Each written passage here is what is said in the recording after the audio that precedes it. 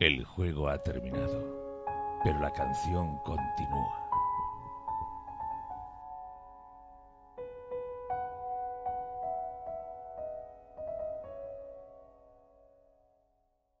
Bienvenidos todos y todas a La Canción Continúa, el primer podcast en español dedicado a la relectura de Canción de Hielo y Fuego. Hoy analizamos el 9º capítulo de Ned en Juego de Tronos y podéis escucharlo a través de iVoox, YouTube, Spotify, Apple Podcast y Lecto. Yo soy Berta y estoy rodeada como siempre por mis fantásticos compañeros. Beatriz, ¿qué tal? Hola, ¿qué tal a todos? Bueno, un capítulo cortito, pero sin duda intenso, en el que ya empezamos a ver, por desgracia, que las cosas a Ned no le van a ir bien. Es el primer capítulo en el que realmente he empezado a sufrir haciendo el resumen, así que bueno, con ganas de debatir. Javi, ¿cómo estás? Hola, muy buenas. Pues sí, tenemos un capítulo muy cortito, la verdad, con mucha acción muy condensada, pero bueno, quizás seamos testigos de la primera muerte de la Guerra de los Cinco Reyes. ¿Cuál sería la primera muerte? ¿La de Jon Arryn? ¿La de Jory Cassell? Pues bueno, va a ser muy interesante debatir porque este choque Jaime contra Ned va a dar Y mucho que hablar. Santi, ¿qué tal? Hola chicos, ¿qué tal? ¿Cómo estáis? Pues sí, como han dicho todos mis compañeros, hoy toca capítulo en principio cortito, ya veremos qué tanto da de sí, y sobre todo ver eso, que es el inicio del descenso a las tinieblas del pobre Ned. Es ese primer capítulo quizás en el que podemos ver un enfrentamiento directo, ¿no? entre los que están jugando ahora mismo a ese Juego de Tronos. Pero antes de pasar a analizarlo, os recuerdo que podéis apoyar a este podcast a través de Patreon y disfrutar de ventajas como recibir el podcast semanal con antelación o contenido exclusivo como nuestro podcast mensual para patrons. Podéis apoyarnos a través de patreon.com/La Canción Continúa, donde encontraréis una serie de categorías entre las que elegir la que más os guste. Y gracias a ese apoyo podremos hacer que este proyecto crezca y daros más contenido y mejor calidad. Os lo recuerdo, patreon.com/La Canción Continúa. Pero situándonos en el capítulo de hoy, Santi, cuéntanos, ¿qué preguntas nos han hecho esta semana? Pues esta semana a través de nuestras redes sociales, en este caso ha sido a través de Instagram, nos han dejado una pregunta que vamos a escuchar a continuación. Hola, mi nombre es Antonio Molina y quería hacer la siguiente pregunta. ¿Cómo creéis que reaccionó Tywin Lannister al enterarse de lo que había hecho su hijo Jaime con Eddard Stark, matar a sus hombres y accidentalmente romperle una pierna? ¿Disgustado porque quería estar todavía más tiempo instigando en las tierras de los ríos, quemando cosechas y debilitándolas? Y quizás reclutando un mayor ejército como hace en el futuro. ¿O realmente se alegraría, puesto que esto forzaría la guerra y bueno, él está más preparado que el bando Stark? Un saludo y enhorabuena por el podcast.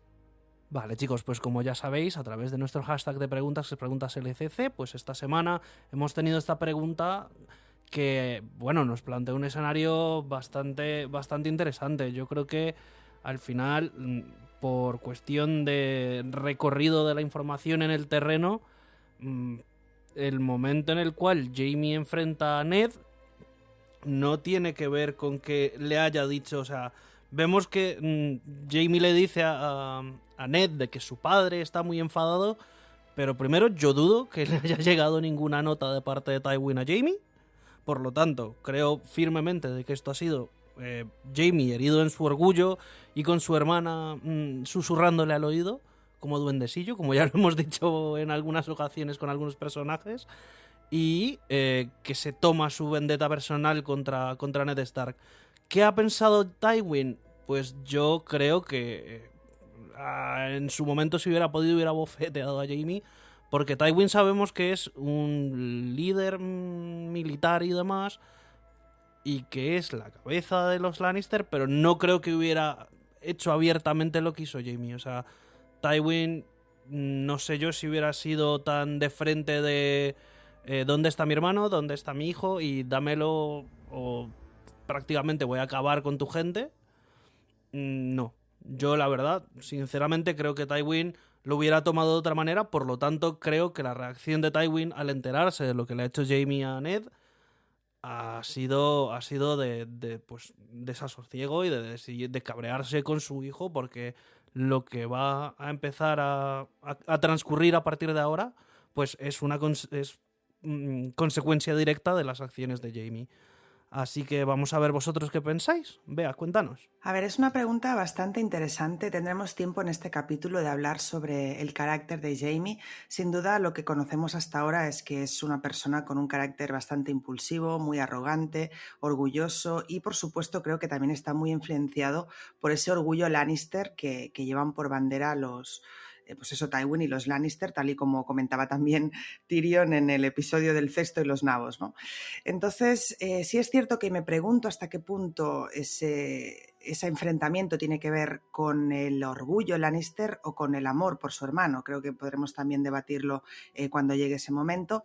En cuanto a lo que dice Santi de la hermana susurrando, no sé por qué lo dudo. Es decir, dudo que Cersei realmente sea la persona que le haya metido en la cabeza a Jaime provocar esta acción. Y en cuanto a Tywin en particular, sí creo que probablemente Tywin haya informado a sus hijos de la situación de Tyrion, pero evidentemente dudo mucho que, tal y como es el carácter de Tywin, que es una persona, como muy bien decías, una persona calculadora, reflexiva, que le gusta hacer las cosas pues habiendo pensado muy bien cuál va a ser el siguiente movimiento, no solo permitiera esa reacción por parte de su hijo Jaime, sino que incluso la encomendara, es decir, le dijera que hiciera algo así. Por lo tanto, sin duda creo que es una acción que Jaime hace de forma totalmente individual, llevado por esa impulsividad y ese orgullo y esa arrogancia, y que seguramente si Tywin descubrió eso, pues a ver, todos sabemos que Jaime es su ojito derecho, es un niño bonito, entonces no sé hasta qué punto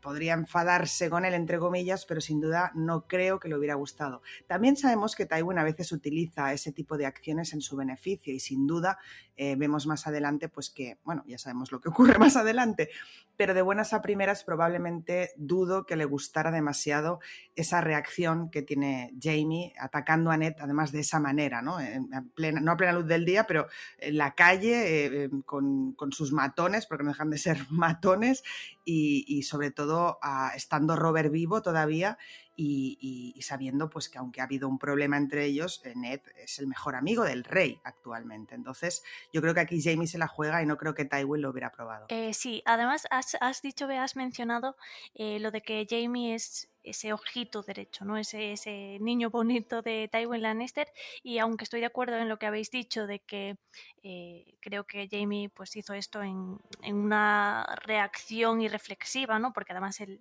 bueno, en todo Juego de Tronos pues nos retrata como una persona poco reflexiva, lo hará después otra vez en el Bosque Susurrante y por eso el éxito, ¿no? De esa batalla para los Stark, y se nos demuestra que es así un poco, que se deja llevar por las pasiones Jaime Lannister, ¿no? Y creo que lo que hace en este capítulo pues sigue en esa línea, ¿no? El hacer las cosas por un arrebato, y efectivamente a él le duele su hermano, él quiere mucho a Tyrion y el hecho de que Catelyn Stark lo haya secuestrado pues no le gusta, ¿no? Y entonces él reacciona de esta forma. Que Tywin lo hubiese sabido, no lo creo. Creo que es una reacción impulsiva de Jaime Lannister que Tywin temporalmente no pudo saber, y que pensó, que pudo haber pensado al enterarse. Yo creo que realmente Tywin conoce a su hijo y creo que él incluso espera que haga este tipo de cosas, aunque quizás él no las hubiese hecho, ¿no? En eso estoy de acuerdo con vosotros. Creo que Tywin es una persona pues más fría, más reflexiva, lo demostrará también más adelante, ¿no? Con esa boda roja, con esos planes premeditados horripilantes. Y efectivamente no comparte, ¿no? Esa actitud con su hijo, pero creo que sí que la espera, creo que sí que de alguna forma sabe que Jaime hace esas cosas y realmente no lo desaprueba, porque Jaime es su hijo bonito, es ese guerrero, ese soldado que siempre valiente, ¿no? Que tiene esa fama vamos, que llega mucho antes que la propia persona, ¿no? La fama del matarreyes, y creo que eso a Tywin Lannister le gusta, ¿no? Le gusta lo que Jaime Lannister otorga a su casa, a su nombre, que es realmente lo que le importa a Tywin, ¿no? La fama que tenga la casa, la fuerza que tenga el apellido Lannister, y que Jaime Lannister, tan arrogante, se atreva desafiar a la que era la mano del rey e incluso decirle, sí, vete a chivarte al rey, ¿qué crees que va a hacer? ¿No? Esa arrogancia tan Lannister, yo creo que a Tywin, por lo menos, aunque es algo que él no haría, creo que es algo que sí que internamente por lo menos que aprueba. A ver, es una pregunta compleja porque el personaje de Tywin es un personaje con muchas capas, con muchos matices y los más profundos de toda la saga.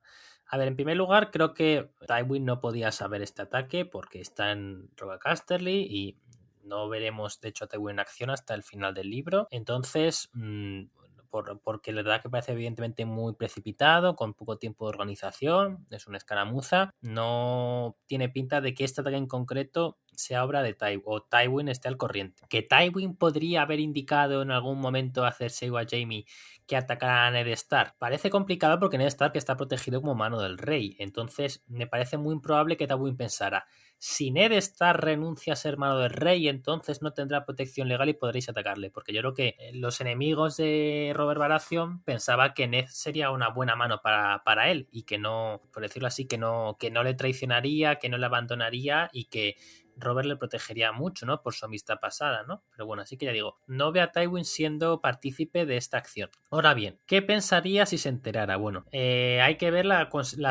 este acto qué consecuencias tiene. Y las consecuencias que tiene para los Stark son no muere Ned, mueren algunos de sus guardias, pero bueno, no mueren tampoco 1000 soldados. Sí es un ataque claro a la mano del rey. Y el ataque de Jaime Lannister por parte del bando Lannister concluye que el propio Jaime tiene que huir, tiene que dejar la capital. Recordemos, él estaba ahí como mano del rey, protegiendo al rey, que era su función, y tirándose a su hermana, que era su devoción, y tiene que dejar la capital, porque evidentemente la mano del rey va a poner en busca y captura a un tipo, además un guardia real, que ha ordenado matarle. Jaime en este momento abdica de sus votos como guardia del rey para convertirse en un general del ejército Lannister. Y yo creo que, no sé muy bien cómo explicarlo, pero creo que Tywin Lannister se está frotando las manos, porque no quería que su hijo fuera mano del rey, sino que él quería que fuera su heredero, que era Robert Casterly, que fuera un gran guerrero. Él quería que Jaime Lannister luchara por los Lannister, no que luchara por un rey que a él no le dice nada, ni le genera simpatía. Así que bueno, yo creo que esto no es como Tywin hubiera previsto. Creo que Tywin está muy sobrevalorado en cuanto a su capacidad para planificar acciones, pero al final ha acabado con lo que quería, que es con Jaime fuera de la capital, con Jaime fuera de las garras de lejos del contacto de Robert Baratheon, y Jaime ingresando como general estrella del ejército Lannister, que ya se dedica a la guerra. Evidentemente los Lannister querían poder, querían guerra, querían un cambio de régimen, querían quitar a Robert Baratheon del poder porque no les daba lo suficiente. Así que ya digo, yo creo que Tywin, sin comerlo ni beberlo, se ha encontrado en una situación que realmente le gusta. La verdad es que no lo había visto desde ese punto de vista, en el sentido de que, claro, esa marcha forzada de Jaime Lannister supone quizás una especie de semi-renuncia a esos votos, ¿no? Y que con ello Tywin estaría más que feliz, ¿no? De alguna forma recuperar la posibilidad de tener a ese heredero, ¿no? Ese heredero perfecto que él ve en Jaime Lannister. No lo había pensado de esa forma, y yo creo que Tywin estaría más que contento, ¿no? Aunque hubiese incluso costado la vida de Ned Stark, ¿no? Es muy interesante además también la actitud de Jaime en este momento, pero bueno, eso es algo que debatiremos durante el análisis, así que antes de pasar a ello, dejemos que como cada semana Bea nos haga el resumen de este capítulo. Se reunió con Meñique en la sala común del burdel. Estaba hablando cordialmente con una mujer alta y elegante que lucía una túnica con plumas sobre una piel negra como el carbón. Junto a la chimenea, Hyward jugaba las prendas con una moza de busto generoso. Jory Cassell se encontraba junto a la ventana por la que se deslizaba la lluvia. Tenía una sonrisa irónica en los labios. Ned se detuvo al pie de las escaleras y se puso los guantes, informando a sus acompañantes que se marchaban ya. «Como deseéis, mi señor», dijo Jory mientras Hyward se ponía en pie y recogía sus cosas. «Ayudaré a Will a traer los caballos». Meñique se tomó todo el tiempo que quiso para despedirse y caminó sin prisas hacia Ned. «¿Vuestro asunto o el asunto de Robert?», preguntó en tono ligero. «Se dice que la mano sueña los sueños del rey, habla con la voz del rey y gobierna con la espada del rey. Eso quiere decir que vos folláis con la...» «Lord Baelish», le interrumpió Ned. «Suponéis demasiado. Os agradezco vuestra ayuda, pero eso no quiere decir que vaya a tolerar semejantes groserías». y ya no soy la mano del rey. Del cielo negro y sin estrellas caía una lluvia cálida cuando se encaminaron hacia los establos. Una prostituta descalza se asomó por la puerta del establo entre risitas. «¿Volvemos ahora al castillo, mi señor?», preguntó Jory. Ned asintió y montó. Meñique montó a su lado. Jory y los demás lo siguieron. «El establecimiento que dirige Chatalla es exquisito», comentó Meñique. «He pensado comprarlo. Hoy en día los burdeles son una inversión mucho más segura que los barcos. Las putas no suelen hundirse y si las abordan los piratas es previo pago de dinero contante y sonante». Lord Pettyr se rió de su chiste. Ned dejó que siguiera parloteando. La lluvia había hecho que todo el mundo se pusiera cubierto en el interior de las casas. Caía sobre la cabeza de Ned, cálida como la sangre e implacable como los remordimientos. «Robert jamás se quedará quieto en una cama», le había dicho Lyanna en Invernalia, cuando su padre la prometió con el joven señor de Bastión de Tormentas. «Me han dicho que tiene un bebé con una muchacha del valle». Ned había tenido el bebé en los brazos, no quería mentir a su hermana, pero le aseguró que lo que hubiera hecho Robert antes del compromiso no importaba, que él la amaba con todo su corazón. Ante aquello, Lyanna se limitó a sonreír y a añadir: «El amor es maravilloso, mi querido Ned, pero nada puede cambiar la naturaleza de un hombre». La muchacha era tan joven que Ned no se había atrevido a preguntarle la edad. Sin duda era virgen cuando conoció al rey. Tenía el cabello rojo claro y una lluvia de pecas sobre la nariz. Cuando se sacó un pecho para amamantar al bebé, Ned vio que su busto estaba también cubierto de pecas. «La he llamado Barra. Se parece mucho a él, ¿verdad, mi señor? Tiene su misma nariz y su pelo». Eddard Stark había acariciado el pelo negro de la pequeña. Le parecía recordar que la primera hija de Robert había tenido aquel mismo cabello.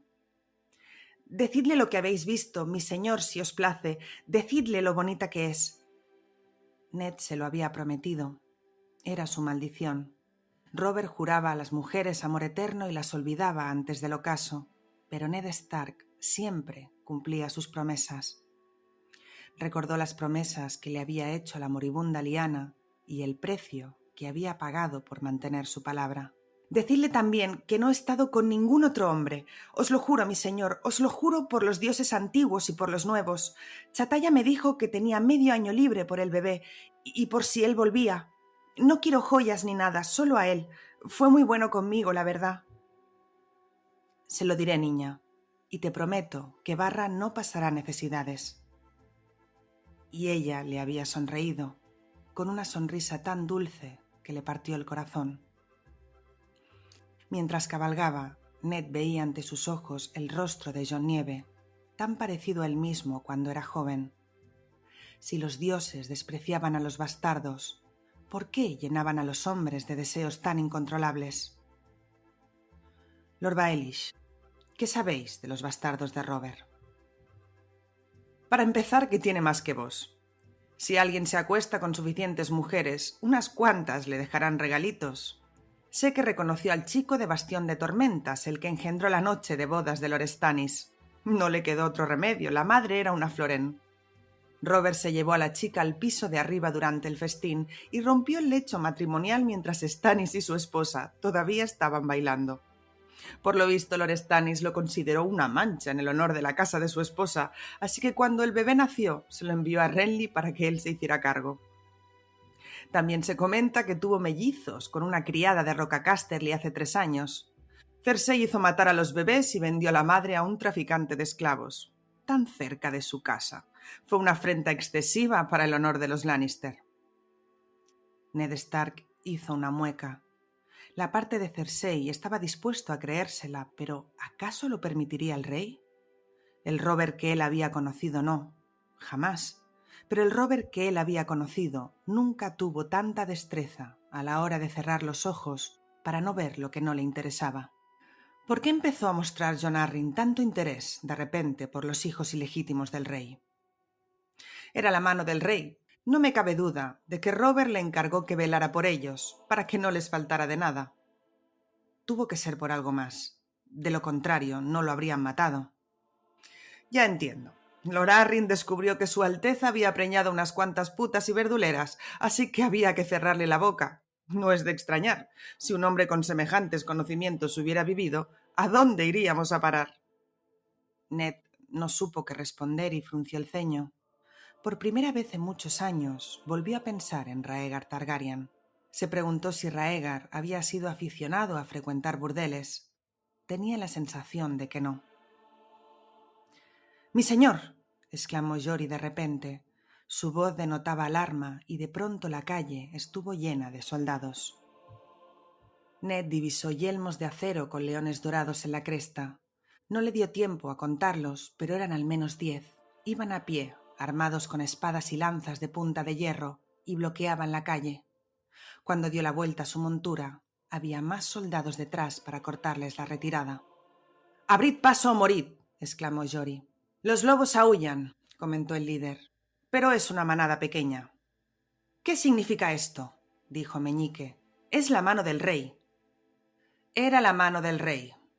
La hilera de hombres se abrió para dejarle paso. El león de los Lannister rugía desafiante en su coraza dorada. «A decir verdad, ahora ya no sé qué es». «Esto es una locura, Lannister», dijo Meñique. «¿Qué crees que haces?». «Sabe muy bien lo que hace», dijo Ned con voz tranquila. «Muy cierto», dijo Jaime Lannister. «Busco a mi hermano. ¿Os acordáis, verdad, Lord Stark? Estuvo con nosotros en Invernalia. Pelo rubio, lengua afilada, un tipo bajito. Por lo visto ha tenido problemas por el camino. Mi señor padre se siente insultado. No tendréis idea de quién habrá maltratado a mi hermano, ¿verdad? Vuestro hermano ha sido detenido por orden mía, para responder por sus crímenes», dijo Ned Stark. «Mis señores», gimió Meñique desalentado. «Mostradme vuestro acero, Lord Eddard», dijo Ser Jaime. «Si es necesario, os mataré como a Eris, pero preferiría que murierais con una espada en la mano». Lanzó a Meñique una mirada fría. «Lord Baelish, apartaos si no queréis que caiga alguna mancha de sangre en esos ropajes tan caros». «Iré a buscar a la guardia de la ciudad», prometió. Meñique espoleó a la yegua y desapareció al doblar una esquina. Los hombres de Ned habían desenvainado las espadas, pero eran 3 contra 20. Su grupo iba a caballo, mientras que los Lannister, a excepción de Jaime, iban a pie. «Si me matáis, Catelyn no dudará en acabar con Tyrion». Jaime Lannister puso contra el pecho de Ned la espada dorada que había derramado la sangre del último de los reyes dragón. «¿De veras? ¿La noble Catelyn Tully de Aguas Dulces asesinaría a un rehén? No, creo que no. Pero no pienso arriesgar la vida de mi hermano confiando en el honor de una mujer. Así que dejaré que vayáis corriendo a contarle a Robert el susto que os he dado. ¿Creéis que le importará mucho?». Hizo dar media vuelta a su caballo. Cuando estuvo detrás de la línea de los hombres, volvió la vista hacia el capitán. «Encárgate de que Lord Stark regrese sano y salvo, Tregar. Pero tampoco queremos que escape sin castigo, así que mata a sus hombres». «No», gritó Ned Stark al tiempo que desenvainaba la espada. Los hombres armados cayeron sobre ellos. Ned arrolló a uno lanzando golpes contra los fantasmas de capas rojas. Jory Cassel espoleó su montura y cargó. Otro hombre cayó y Jory se encontró libre. Will maldijo cuando lo derribaron de su caballo moribundo. Las espadas chocaban bajo la lluvia. Ned galopó hacia él y asestó un golpe de espada contra el yelmo de Tregar. El impacto le hizo apretar los dientes. Tregar cayó de rodillas con la cresta del león hendida y el rostro lleno de sangre. Heward lanzaba tajos cuando una lanza se le clavó en el vientre. De repente, Jory saltó entre ellos. Su espada hacía brotar una lluvia roja. «¡No!», gritó Ned. «¡Vete, Jory!». El caballo de Ned resbaló y fue a caer al barro. Durante un momento, el dolor fue cegador. Vio cómo le cortaban las patas al caballo de Jory y cómo lo arrastraban al suelo y cómo las espadas subían y bajaban hacia él. Cuando el caballo de Ned se puso de pie de nuevo, él también intentó levantarse, pero se derrumbó con un grito ahogado. Vio el hueso astillado que le salía por la pantorrilla. Fue lo último que vio durante largo rato. Cuando abrió los ojos, Lord Eddard Stark estaba a solas con sus muertos. Empezó a arrastrarse por el barro. con los dientes apretados para no ceder ante el dolor insoportable. Desde las ventanas lo observaban muchos rostros y la gente empezó a salir, pero nadie acudió en su ayuda. Meñique y la guardia de la ciudad lo encontraron allí, acunando entre los brazos el cadáver de Jory Cassel. Las capas doradas consiguieron una litera, pero aún así, el trayecto de vuelta al castillo fue una agonía. Vio al gran maestre Pisel inclinado sobre él con una copa en la mano. «Bebed, mi señor», le susurró. «Es la leche de la amapola, para el dolor». Recordaba que la bebió y que Pisel le decía a alguien que calentara el vino hasta que hirviera y que le llevaran sedas limpias. Luego, ya no supo más. Este capítulo comienza con Ned y Meñique visitando pues ese burdel de Chatalla, ¿no? Ese burdel que nosotros conoceremos más en profundidad en libros posteriores, porque Ned, más bien Meñique, le está dando a conocer a esa chica, ¿no? Esa chica con la que el rey Robert pues se acostó y que tuvo esa quizás última bastarda, ¿no? de Robert, una bebé pequeñita llamada Barra. Me hace gracia el nombre, sé que viene de Baratheon, pero me hace gracia el nombre igual, y también me da mucha pena, ¿no? Me da mucha pena porque nosotros, que ya somos relectores, conocemos el destino tan trágico, ¿no? Que va a tener ese bebé, su madre en consecuencia, y bueno, todos los bastardos de Robert. Pero lo importante para este capítulo es que Ned está descubriendo todas esas investigaciones que hizo Jon Arryn antes de morir, ¿no? Se pregunta a sí mismo, bueno, le pregunta a Meñique, aunque Meñique no es de mucha ayuda, sobre por qué el investigar a todos estos niños ocasionó la muerte de Jon Arryn, ¿no? Y aunque Meñique hace pues esas bromas de claro, era una información tan vital que incluso podría empezar a decir que el sol sale por el este, ¿no? Meñique con su humor tan irónico, que además a nosotros nos duele el doble porque sabemos que realmente es él pues el culpable, ¿no? de la muerte de Jon Arryn. Pues aun con todo eso, Ned sigue con esa investigación, se fija sobre todo en ese pelo tan oscuro, ¿no? del bebé, ese pelo oscuro que tienen todos los bastardos de Robert, que incluso dice tenía también la primera bastarda que tuvo en el valle, ¿no? Que nosotros sabemos que es Mía Piedra, que además hablamos de ella pues en el podcast pasado. Y todas esas son pues esas pequeñas pistas que a los primeros lectores se les da para descubrir poco a poco esa verdad, ¿no? Esa verdad sobre los hijos de Cersei, que realmente es que son bastardos, que son hijos del incesto de Jaime Lannister, ese personaje que también hoy tendrá su protagonismo. Sí, Martin va revelando poco a poco el secreto que está detrás de los supuestos hijos del rey Robert, ¿no? Hemos mencionado más veces en el podcast que a Martin le gusta mucho la teje revelación en 3 actos. Una primera se sugiere primero de manera muy muy velada, una segunda referencia algo más explícito, pero que todavía hay gente que no se da cuenta, y ya finalmente un personaje directamente revela el misterio y lo deja explícito el tema en cuestión, ¿no? En este caso, como es el tema principal de la trama más extensa, con más capítulos y con más protagonismo del primer libro, pues Martin no lo revela en 3 partes, sino que va durante todo el libro alimentando este tema, ¿no? Básicamente que los hijos del rey Robert no son suyos, que son hijos de Jaime y de Cersei. Visto una pista, por supuesto, fundamental cuando vimos a Jaime y Cersei acostándose, pero claro, Bran era un niño y sus ojos no entendían muy bien que esas 2 personas estaban teniendo relaciones sexuales. Luego vamos a ver en estos capítulos anteriores cómo se pone el libro que estaba estudiando Jon Arryn. Vemos los hijos de Robert, por ejemplo Gendry, que tiene este pelo negro, pero en este capítulo es ya una pista bastante clara de otro hijo de Robert, otra vez con el aspecto tan característico de los Baratheon, y otra vez que no se parece nada a Myrcella, a Tommy Joffrey, pero sigue sin decirlo claro. Ned Stark en este capítulo no dice en ningún momento el capítulo: está claro, los hijos de Robert son hijos de la reina. No lo tiene claro.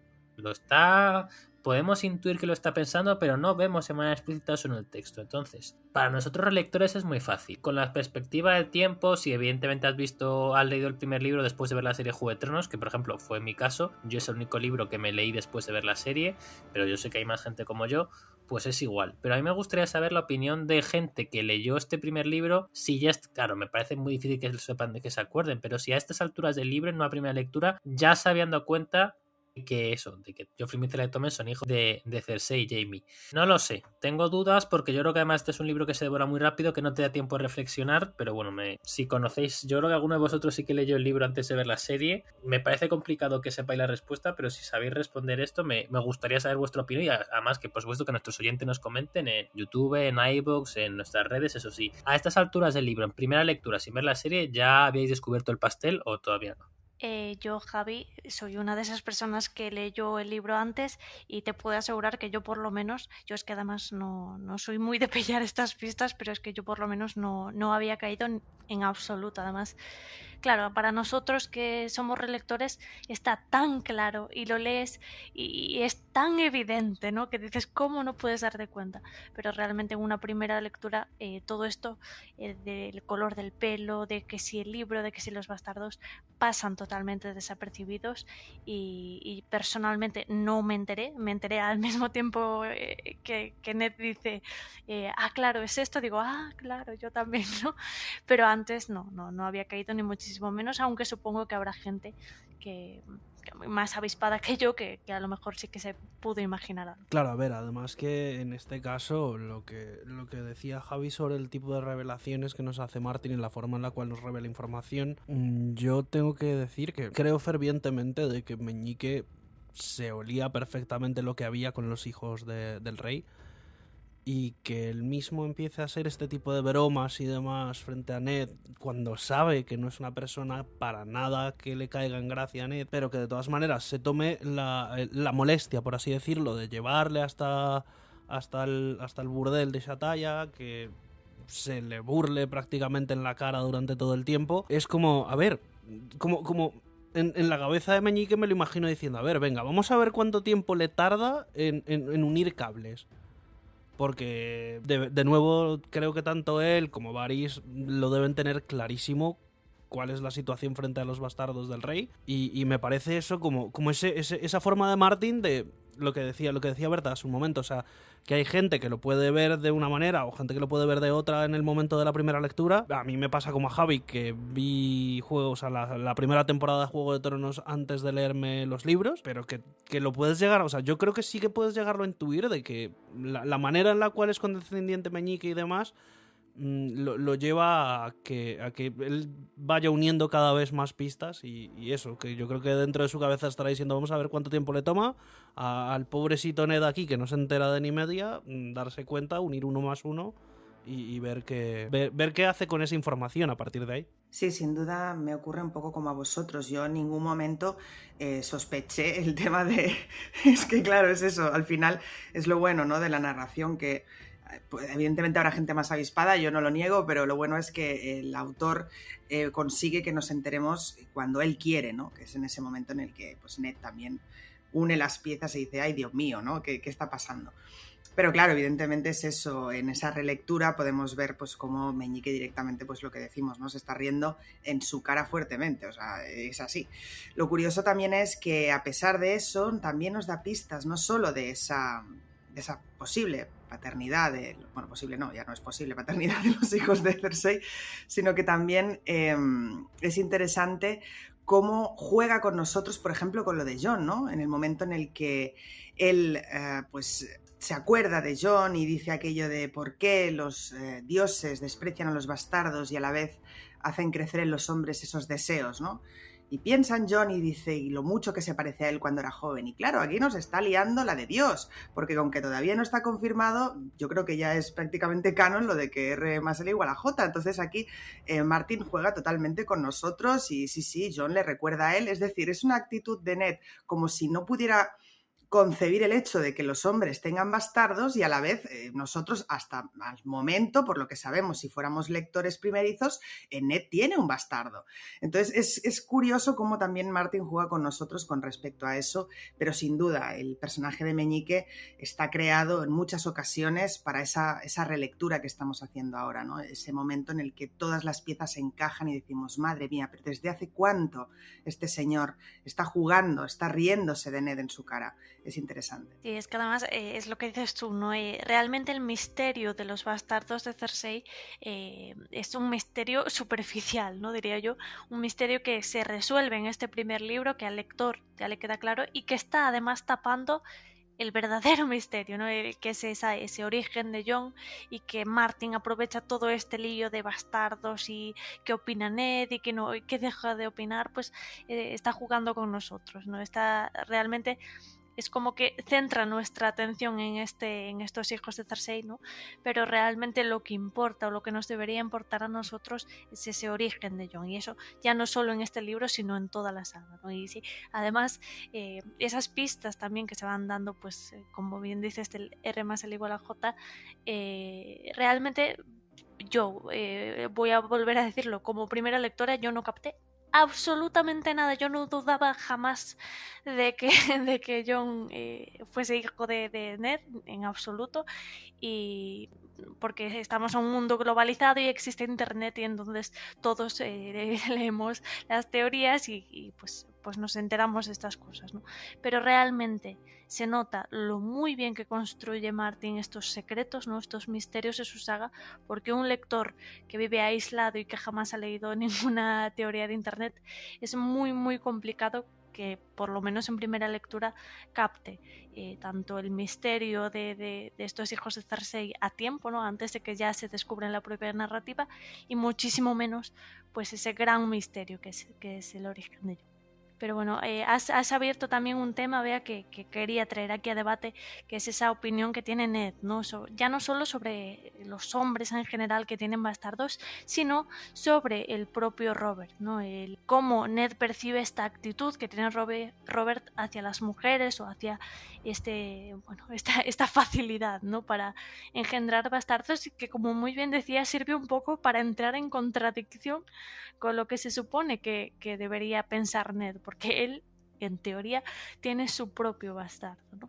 Pero realmente aquí lo que se nos plasma es pues esa tensión, ¿no? que existe entre Ned y Robert ahora mismo, y entonces esa tensión hace que Ned se empiece a cuestionar pues el resto de comportamientos de su amigo, ¿no? O del que era su amigo hasta hace nada.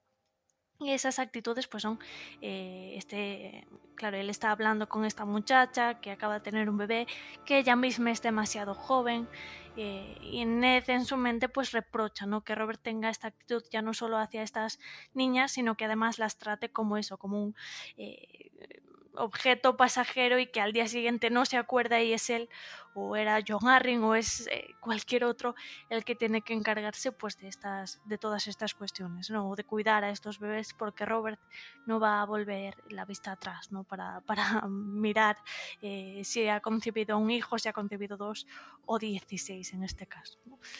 Y realmente todo este hilo de pensamiento en el que Ned pues empieza a cuestionarse, ¿no? A cuestionarse si Robert es ya no solo esa persona que él creía que era, sino también el amigo que él creía, o el rey incluso, que él quería.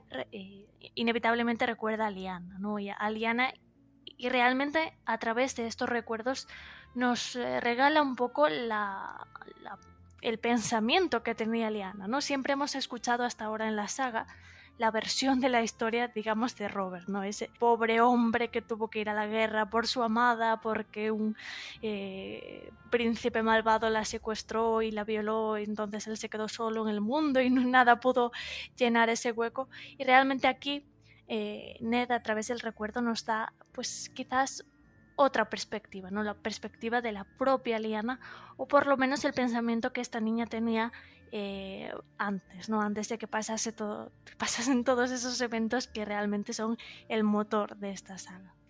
Y recuerda, voy a citar la frase porque es una frase maravillosa, porque ella le está diciendo que Robert no va a cambiar y que nunca se va a quedar quieto en una cama y que no cree que él sea pues el hombre, ¿no? El hombre que ella quisiera tener como marido por cómo es. Y le dice, el amor es maravilloso, mi querido Ned, pero nada puede cambiar la naturaleza de un hombre, ¿no? Refiriéndose a que Robert jamás va a cambiar. Robert va a seguir siendo pues ese hombre mujeriego, ese hombre dado a las pasiones, y que por mucho que él crea que está enamorado de ella, ella misma considera que eso no le va a hacer madurar, no le va a hacer cambiar, ¿no? Realmente no podemos saber si esto es cierto porque tristemente Lyanna falleció y ellos nunca llegaron pues ni a casarse ni nada más, ¿no?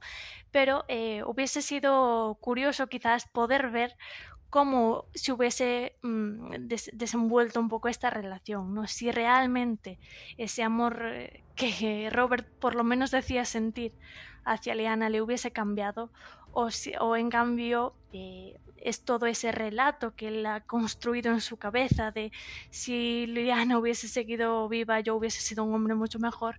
Era todo quizás una fantasía, y quizás de haber acabado juntos pues nada hubiese cambiado, ¿no? Robert seguiría siendo el hombre que es hoy en día. Como muy bien lo dice Ned durante el capítulo, la maldición de Robert es jurar amor eterno a las mujeres y olvidarlas antes del ocaso, cosa que yo creo que, a ver, Lyanna sabemos que era una chica muy despiertilla y que habría calado a Robert desde el inicio, así que bueno, es lo que en algún momento hemos hablado. Tristemente, la relación de Robert con Lyanna, que realmente nunca existió, por así decirlo, es en este punto totalmente idealizada por Robert, y él dice que si se hubiera casado con Lyanna él sería otra persona totalmente diferente, pero no sé yo hasta qué punto lo que dices, Berta, o sea, hasta qué punto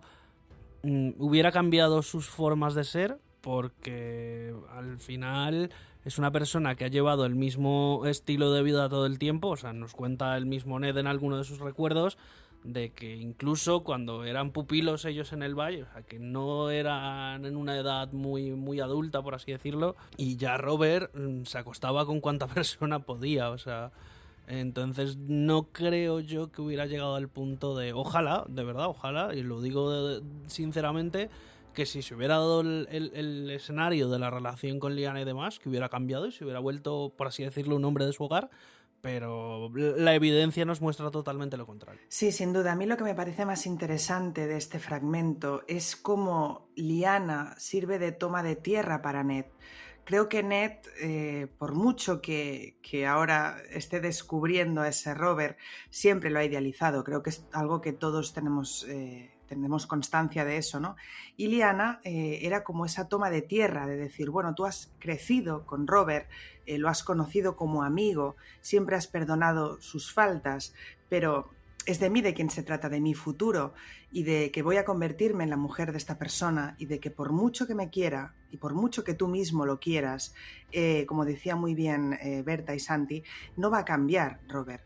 Entonces, probablemente Ned hasta este punto seguía confiando en su amigo, confiando en que más allá de que fuera un pendenciero, de que fuera una persona que, bueno, pues tenía pues esos pequeños defectos, era una persona que hacía bien su papel y que estaba donde tenía que estar. Una vez tiene esta discusión con él, una vez se empieza a replantear todo otra vez, una vez visita este burdel, conoce a esta chica, como decía muy bien Berta, tan joven, que es como dice, ¿no? Lo conoció a Robert virgen. Básicamente, Robert compró a una chica virgen para acostarse con ella, para hacerle un bombo, básicamente, y luego abandonarla.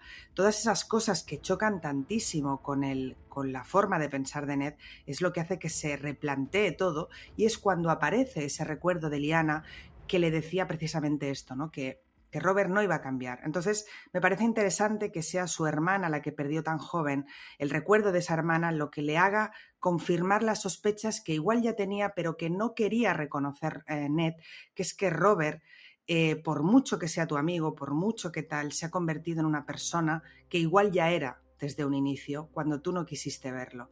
Entonces, me parece muy bonito este pensamiento hacia su hermana en el momento en el que de alguna forma intentó abrirle los ojos. Y además recordemos que Ned le dice que había visto a la bebé, que la había tenido en brazos y tal, y que aún así le siguió diciendo que no, que cuando se casaran que todo iba a cambiar y que no sé qué. Entonces es muy interesante este recuerdo que tiene de Lyanna en un momento tan crucial para la vida de Ned y para su amistad con Robert.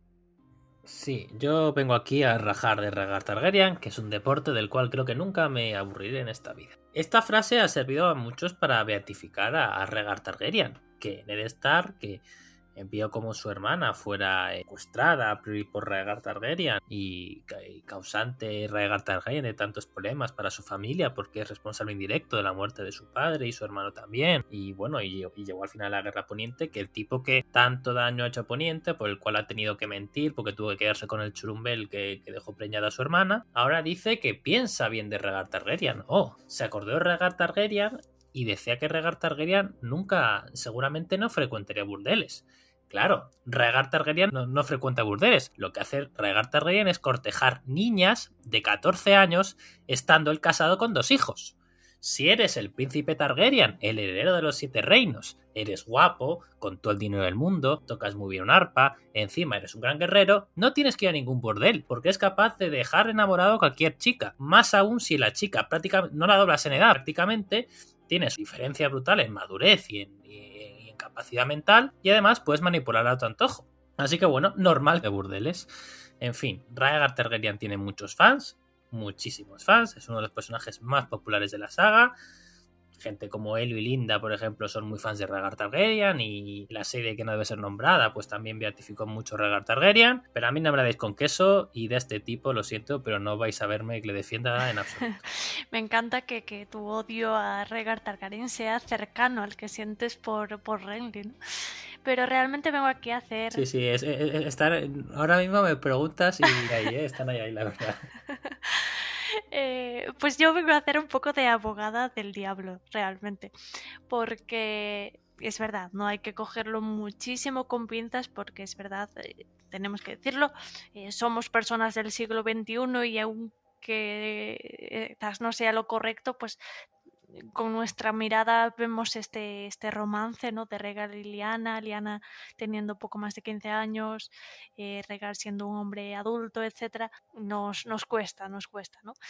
Como nos cuestan muchísimas otras relaciones de canción en este contexto pseudo medieval. Pero vengo un poco a hacer de eso, ¿no? De defender un poco a Rhaegar Targaryen ante tu discurso de odio acérrimo, ¿no? Porque yo aquí veo una diferencia, ¿no? Y yo quizás me creo un cuento de hadas que al final no lo era, pero realmente yo sí considero que existió un romance, o sea, un enamoramiento, ¿no? Entre Rhaegar y Lyanna, además potenciado, ¿no? Por todas esas profecías que Rhaegar esperaba cumplir con ese tercer hijo, etcétera. Y también quiero hacer un matiz, que es algo que a mí últimamente, pues, no sé, esa idea, ¿no? De pensar de que, bueno, Rhaegar era un hombre casado y pobre Lyanna Martell y su honor, etcétera, pero realmente cada día me convenzo más a mí misma de que Lyanna Martell jugó un papel más importante del que creemos, ¿no? En todo este plan, en toda esta idea de profecías, ya no solo por la influencia de la que era su amiga Ashara Dayne, ¿no? En toda esta historia, sino porque creo que esta idea de la pobre mujer con 2 hijos, abandonada por su marido, etcétera, es un poco nosotros adjudicándole un papel de amor romántico moderno, ¿no? A lo que era realmente una relación absolutamente política. No creo que Rhaegar Targaryen y Elia Martell estuviesen enamorados, ni muchísimo menos. Creo que tenían un matrimonio de conveniencia como los hay a miles en Poniente, ¿no? Creo que realmente sí tenían una especie de relación de afecto, de amistad o como queráis llamarle, y que quizás incluso no hay demasiadas pruebas al respecto, pero que podría haber jugado cierto tipo de papel en esta bueno, en esta campaña, ¿no? En esta idea de cumplir esta profecía e incluso que estuviese a favor de que existiese ese tercer hijo, etcétera, ¿no? Es una idea que realmente me ronda últimamente por la cabeza y quizás para despejar un poco esa idea de amor tradicional, ¿no? que le damos a esa relación. Pero realmente no hay que olvidar lo que dice Javi, ¿no? Que realmente que ahora Ned se cuestione cosas que jamás se ha cuestionado antes, que si Rhaegar no hubiese ido a prostíbulos, quizás dejándonos un eco, ¿no? Un eco de pensamiento que podemos nosotros llegarnos a imaginar que Ned incluso se está cuestionando si Rhaegar Targaryen no hubiese sido mejor rey, ¿no? Algo que tambalearía, ¿no? Los cimientos ya no solo de esa amistad, sino de todo lo que han construido juntos, esa rebelión, ese nuevo régimen, etcétera, en el que Ned, bueno, pues fue una pieza esencial, ¿no? Entonces que ahora Ned, porque se ha enfadado con su amigo, venga a decirnos llevo 14 años sin reflexionar sobre esto, pero quizás Rhaegar hubiese sido mejor rey, no me gusta, no creo que sea una prueba, ¿no? de como dice Javi, esa gente que dice ahora se cuestiona esto, qué mal rey Robert, qué bien hubiese sido Rhaegar. No, yo creo que realmente esto es fruto de un pensamiento nacido pues de esa discusión y que realmente Ned no considera que Rhaegar hubiese sido mejor rey, quizás ni se lo plantea, ¿no? Y eso, y he hecho esa matización, ¿no? Sobre la relación de Rhaegar y Lyanna, que yo creo que evidentemente fue un enamoramiento, ¿no? Quizás pues eso, un poco tendencioso, un poco viciado por una relación asimétrica, pero que realmente no odio ni muchísimo menos tanto como Javi pues lo que fue o lo que significó la figura de Rhaegar Targaryen. A ver, siguiendo un poco con el hilo de Berta, yo también me gustaría hacer un poco de abogado del diablo. No es que Rhaegar sea un personaje al que yo le tenga ni mucha ni poca estima, es decir, para mí es, bueno, en fin, está ahí. Pero sí es cierto que tampoco hay que olvidar que dudo mucho, primero, que Rhaegar, por mucho que fuera adulto, manipulara / engañara a Lyanna más allá de lo que manipularía / engañaría su propio padre casándola con el señor de Bastión de Tormentas. Es decir, la niña tenía 14 años tanto para casarse como para escaparse. Eso es lo primero. La única diferencia es que casarla la iban a obligar y escaparse no.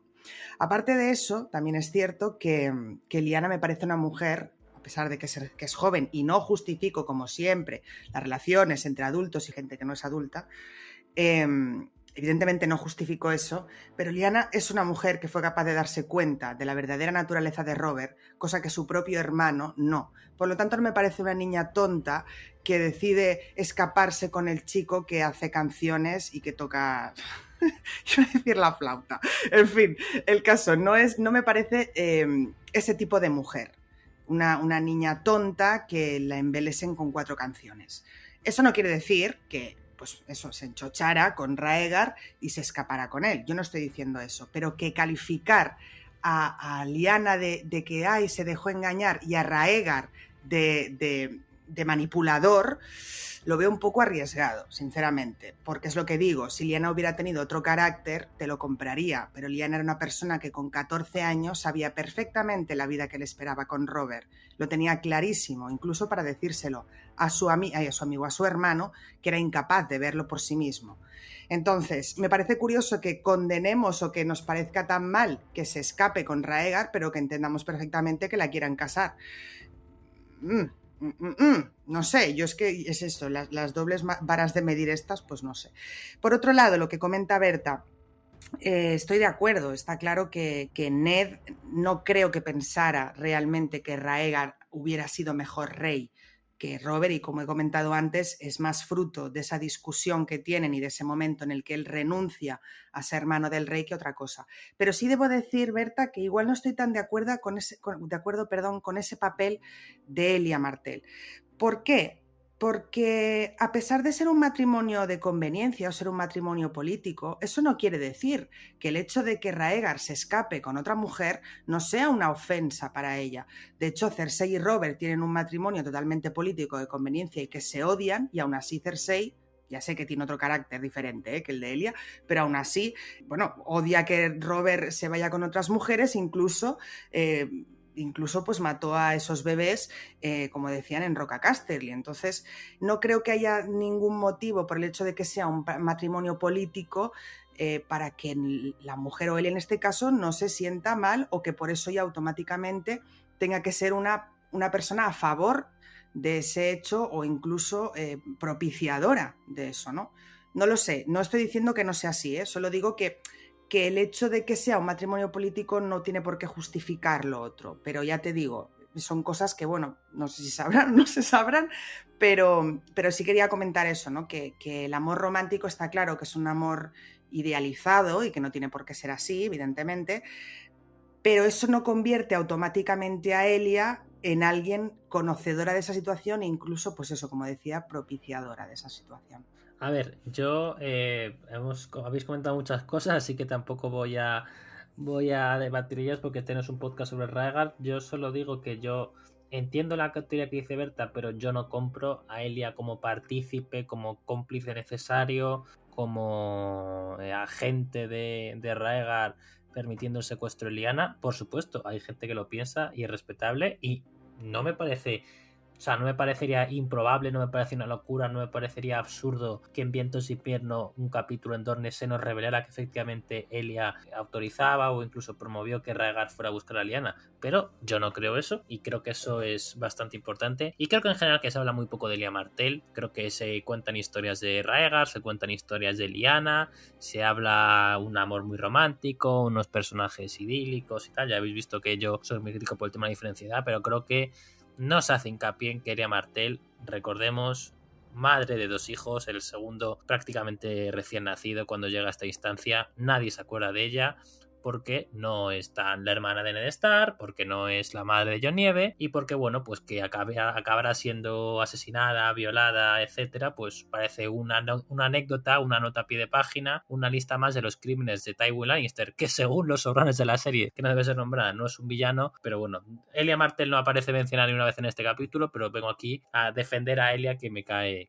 muy bien. No, sí, a mí también me cae bien. Yo realmente es ese otro punto de vista, ¿no? Y realmente me baso, o esta idea que circula por mi cabeza se basa en varias cuestiones, ¿no? Realmente Beatriz me ha hecho la comparación, no ha matizado que realmente no tienen el mismo carácter, pero me ha hecho la comparación con Cersei, y es que ya no solo es que sean mujeres muy diferentes, ya no voy ni a implicar lo que es la influencia de que tenga esta cultura dorniense, ¿no?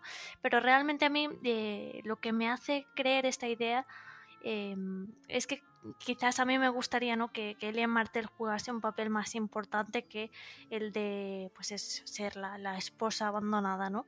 Y también por el hecho de que cuando se nos relata constantemente, donde sea, el torneo de Harrenhal, siempre se nos habla de las reacciones de Robert, de Ned, etcétera, y jamás se habla de la reacción de Elia, ¿no? Nunca, siempre se omite ese detalle, y es que además, para mí, yo creo que la clave está en ese papel que jugó a Shara Dane en todo esto, ¿no? O que creemos que pudo jugar en todo esto, y realmente a mí se me haría raro que a Shara Dane de forma unilateral pues estuviese de alguna forma relacionada con todo este tema, ¿no? Incluso el hecho de que la Torre de la Alegría estuviese en Dorne. Bueno, ciertos detalles que a mí, pues en mi cabeza me hacen pensar en esta dirección, pero está claro que realmente, a no ser, como bien dices, Javi, que venga Martin en un capítulo de Vientos improbable, no sé, que aparezca Shara Dane y diga sí, pasó así, pues no, creo que no lo sabremos realmente, o que es algo, una de esas cuestiones que quedarán eternamente para debate, como muchas otras, ¿no?, que hace Martin.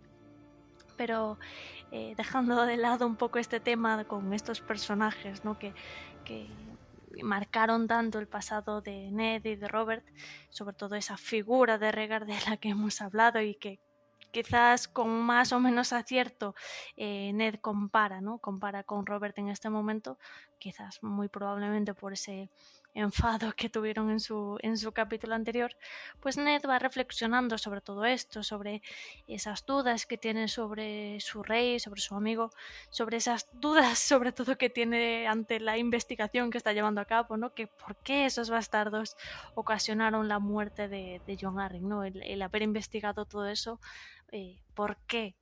Jon Arryn murió simplemente por hacer esas preguntas, ¿no? Y mientras va cavilando todo esto por esa noche lluviosa, ¿no? en Desembarco del Rey, sus acompañantes, esos hombres norteños siempre fieles, ¿no? a Ned Stark, en este caso Will, Heward y Jory Castle, pues perciben que hay caballeros acercándose, ¿no? Y que no son otros que Jaime Lannister, y como muy bien ha mencionado antes, vea la palabra, sus matones, ¿no? Jaime Lannister, en reacción al secuestro de Tyrion, ese hermano que en el momento de la pregunta mencionaba, ese hermano al que él realmente quiere, pues en reacción a ese secuestro se enfrenta, ¿no? Se enfrenta abiertamente ante Ned Stark y sus hombres, y los pocos hombres que tenía, y también a Meñique, ¿no? Aunque a Meñique le da un salvoconducto, que después hablaremos también, ¿no? de qué pudo haber pasado ahí con Meñique, pero realmente lo importante aquí es quizás, como decía antes, este primer enfrentamiento, voy a decir físico, ¿no? Este primer enfrentamiento de batalla, entre muchas comillas, real de esta guerra, ¿no? De esta guerra, iba a decir protoguerra, ¿no? Esta guerra tan inicial de lo que luego sería la guerra de los 5 reyes, ¿no?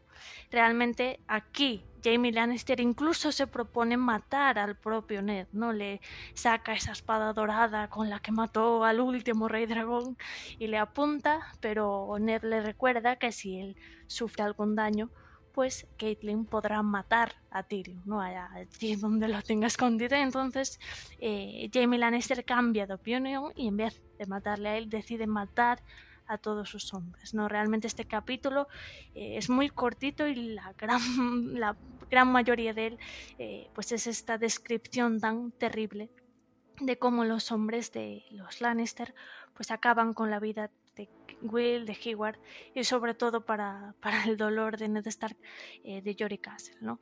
Además, Ned Stark no sale ileso de este enfrentamiento, pues sufre esa caída, ¿no? Esa caída tan horrible de su caballo que le parte literalmente la pierna, incluso se describe muy desagradablemente pues ese hueso, ¿no? Ese hueso que sale de la pierna directamente. Y realmente toda esta escena, toda esta tensión que se estaba mascando durante todos los capítulos anteriores, este odio que se nos relataba y que hemos analizado en este podcast una y otra vez, este odio de Ned hacia Jaime Lannister porque en su momento se sentó en el trono de hierro y que siempre han tenido pues esta animadversión, ¿no? este rencor absoluto, tanto uno como el otro, ¿no? Pues todas estas tensiones que se nos habían descrito hasta ahora estallan en esta escena en la que realmente no pueden matarse el uno al otro casi por cortesía, no casi por el apellido de cada uno, pero realmente se produce una matanza, ¿no? entre sus hombres y realmente es que Ned Stark, que es la mano del rey, estuvo a punto de morir, ¿no? Se cayó del caballo y se rompió la pierna como pudo haberse roto la cabeza o haber resbalado en cualquier momento y haberse matado, ¿no? Diríamos, no lo mencionamos en el momento de la pregunta, pero diría aquí yo que Jaime Lannister en este arrebato se jugó bastante, ¿no? Se jugó bastante el pellejo al casi provocar esta muerte de Ned Stark, ¿no? Pudo haber tenido consecuencias muchísimo peores de las que tuvo, y realmente también destacar el hecho de que le deja vivo y además le deja vivo con arrogancia, ¿no? Con esa arrogancia de sí, vete a contarle a Robert todo lo que ha pasado, a mí no me importa, ¿no? ¿Qué crees que va a hacerme a mí, que soy el gran Jaime Lannister? Realmente es este clímax total de esta enemistad, ¿no? Podemos decir esta enemistad absoluta entre estos dos personajes, quizás porque en un eco de esa carta del 93, ¿no? Que siempre hablamos de ese Jaime tan diferente al que conocemos en la saga actual, pues que estaba destinado a ser ese némesis, ¿no? Ese némesis principal, ese rey malvado, ese rey dorado, y realmente esta escena podría haber servido también al desarrollo de ese Jaime, ¿no? Realmente aquí sirve para nuestro Jaime también, por lo que comento, ¿no? Por esa tensión que han tenido siempre estos personajes, y también para demostrarnos quizás que a Jaime Lannister realmente le importa a su hermano. Lo hablábamos de hecho durante la pregunta en cuanto a el saber si esto fue o no fue una decisión de último minuto, por así decirlo, una decisión totalmente sin meditación previa de Jaime, de decir, mira, me he enterado de lo que ha pasado en cuanto a mi hermano, y tú mismo lo decías hace un momento, o sea, el hecho de que lo deje vivo y que se burle de él es decir como, mira, yo me creo que estoy por encima de cualquier otra cosa, y llevamos a esto de que en el momento en el cual llevan esperando, por así decirlo, muchísimos años para esta batalla. O sea, el día de la toma de desembarco, Ned prácticamente le dijo a Jaime que si se iba a quedar sentado en esa silla, y Jaime le dijo, no, simplemente la estoy calentando para Robert. Y hay esa tensión, esa palpable tensión durante toda la relación que vemos que tienen estos dos personajes, que los lleva a este punto, que los lleva a este enfrentamiento. Y como dices, Berta, es muy cierto de que Jaime se jugó muchísimo, porque si... A ver, estamos ya en el terreno de los what ifs, pero si a Jaime se le hubiera ido la mano, se le hubiera ido de la cabeza o de las manos y hubiera matado a Ned, con todo y todo, en ese punto yo creo que sí Robert hubiera reaccionado de alguna manera, por todo y que supiera que la familia Lannister se pondría en su contra y demás. El Robert que está cabreado con Ned en este momento no hubiera dejado pasar el hecho de que mataran a su amigo, así que hubiera sido una liada muy gorda. Pero frente a lo que tenemos en este punto es eso, es decirle a Ned, mira, en este momento ya ni siquiera sé qué eres, porque ya no eres la mano del rey, y me voy a aprovechar de esto para humillarte de la manera, o sea, de todas las maneras posibles, o sea, sacarme todas esas espinas que tengo guardadas desde hace tanto tiempo, matar a uno de... Porque, a ver, Jory es su mano derecha, y sabemos que la relación que tiene Ned con sus vasallos, o sea, con la gente que vive dentro de su mismo castillo, no es la relación normal de un señor de casa con sus criados. No es la relación de casa, no es la relación normal de tú eres mi mayordomo, mi encargado de cosas y ya está, no. Sabemos de que Ned les sienta en su mesa, de que los mete dentro de su vida personal.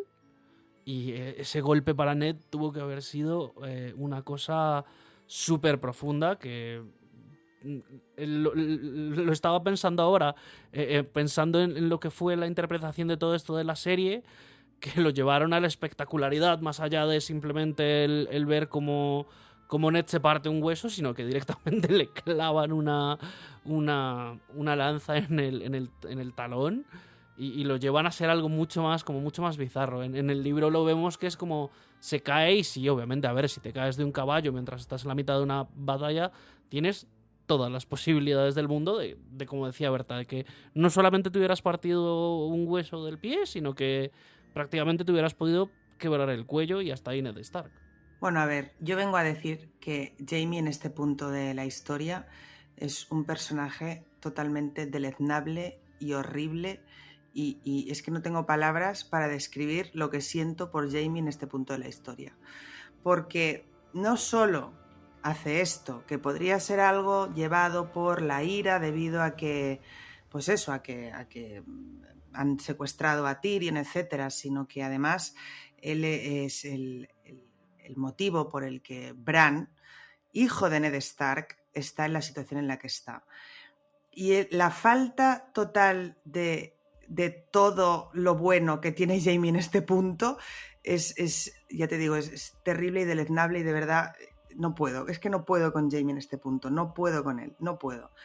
Y además es tonto porque es eso, es lo que estáis diciendo vosotros, lo hace en un momento en el que está enfadado y se la juega y tira millas y amenaza al mejor amigo del rey, ex mano del rey desde hace unas horas, porque no es que digas es que ha pasado un mes, hace unas horas por un calentón ha dejado de ser mano del rey en la calle con sus matones, y cuando le hubieran dado la oportunidad de reflexionar sobre lo que estaba a punto de hacer, que es cuando Ned le dice, oye, ten cuidado porque tu hermano está con mi mujer y como me pase algo va a morir, decide que vale, que está bien, que no voy a matar a Ned, pero sí voy a humillarle todo lo que pueda. Y de hecho esa escena de Ned yéndose, de Jaime yéndose y girando la cabeza y diciendo, bueno, pero algún castigo tendrá que recibir.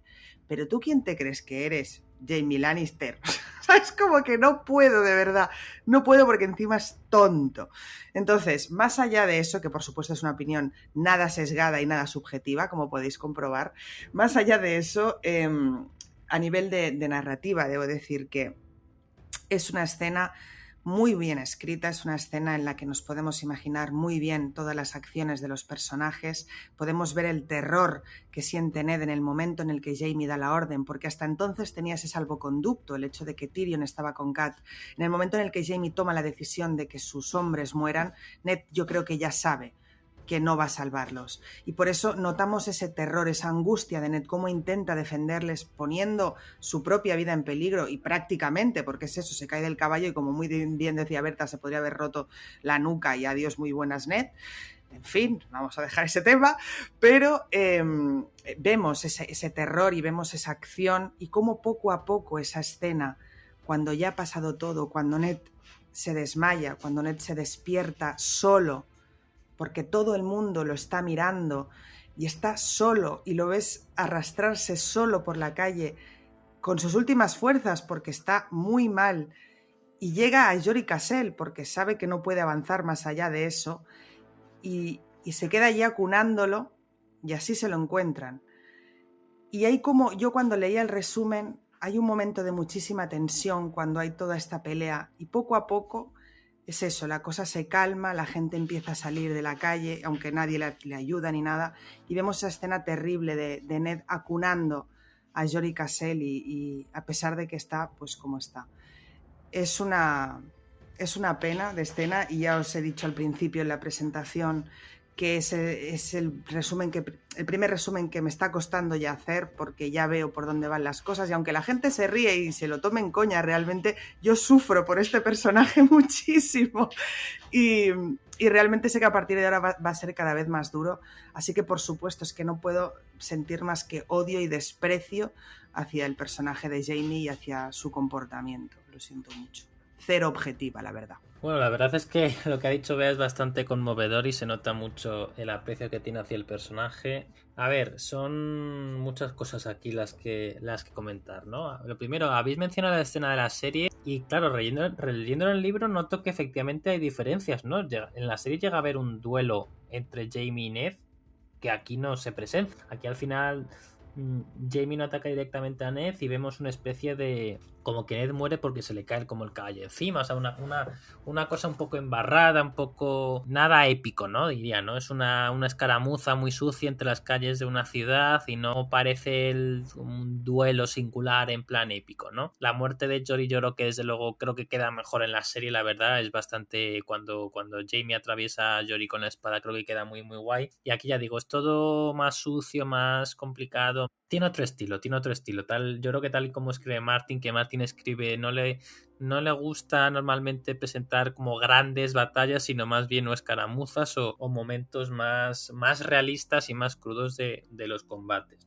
Eso lo primero, ya digo, creo que en los libros está bien, pero creo que la escena de la serie fue muy, muy potente, repito, sin ser exactamente la misma, ¿no? Esto, como habéis comentado, pues es el clímax de la enemistad entre Jaime y Ned Stark, una enemistad que nos viene ya desde lejos, y yo sigo con mi pedrea de que Martin en este momento de la historia todavía no se le ha ocurrido cambiar el personaje de Jaime Lannister. Yo creo que sí que ya había cambiado su idea de que se iba a convertir en rey matando a todos los que había de camino. De hecho, es evidente que lo de convertirse en rey y demás parece que ya lo va a abrazar la parte de Joffrey, y la parte más de ansia política parece que la tenemos por parte de Cersei, pero no vemos aquí ninguna de las cualidades redentoras que vamos a ver a Jaime Lannister en libros posteriores. Y es cierto que hace este comentario de que bueno, realmente no hay que matar a Ned Stark, que solo hay que por algo la mano del rey, que solo hay que matar a sus hombres, y es de una crueldad y una venganza que no es del todo fiel al Jaime futuro.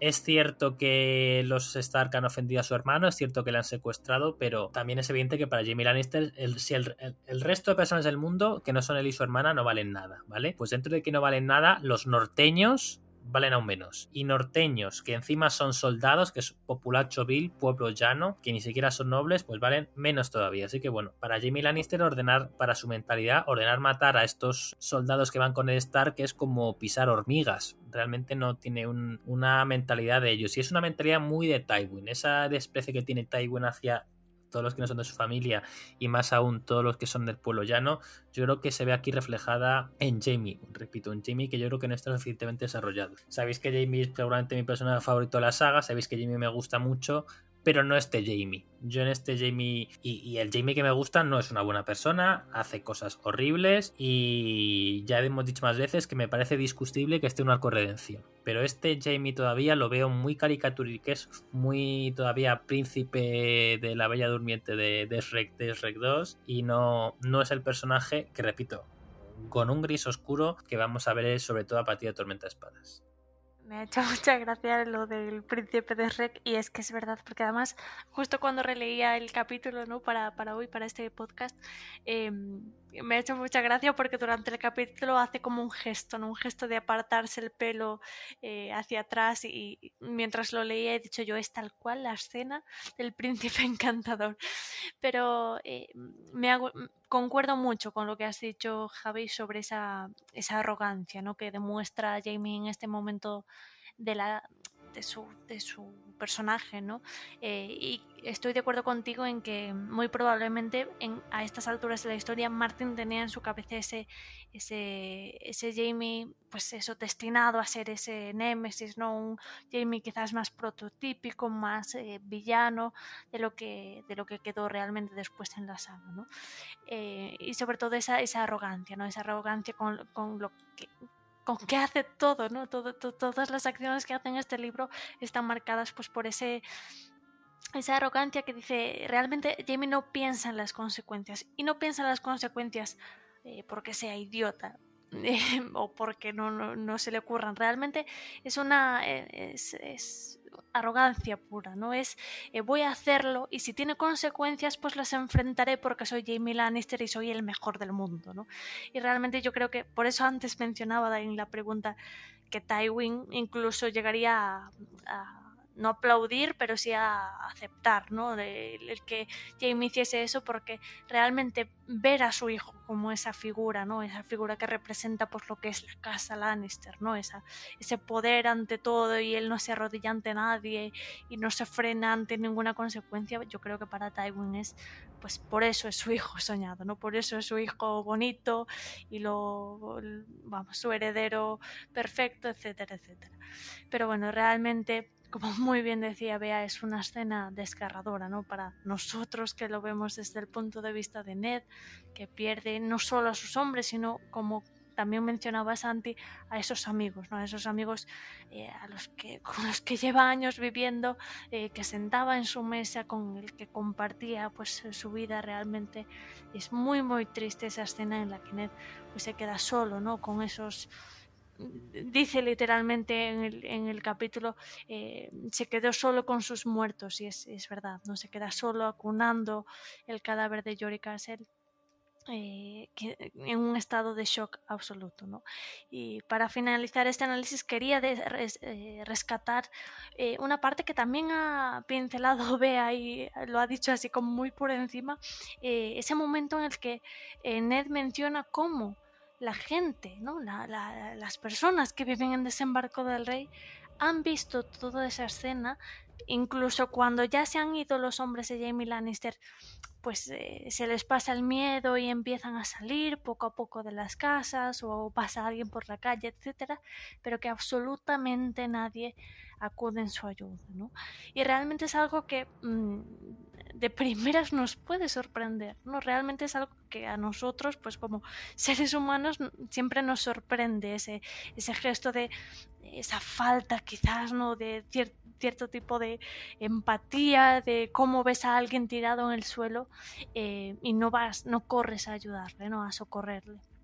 Pero realmente, si nos lo planteamos desde el punto de vista de esta saga, ¿no? Desde el punto de vista además de una persona del pueblo llano, de una persona de la más baja alcurnia que se puede imaginar, diría yo que es comprensible, ¿no? Comprensible que no quieran meterse, que no quieran verse involucrados en esos juegos que se traen los señores, porque realmente los señores se matan entre sí, generan guerras en las que ellos se ven abocados a luchar, o realmente si alguno hubiese intervenido, a lo mejor llega un guardia de la ciudad y le acusa a él de haber hecho algo raro, ¿no? Entonces aquí Martin con una frase tan pequeña, ¿no? Realmente ni es una escena, es una parte de una pequeña escena, nos está contando mucho sobre la sociedad de Poniente, ¿no? Sobre cómo vive esa gente de la que no solemos saber, ¿no? Porque siempre tenemos puntos de vista de nobles, etcétera.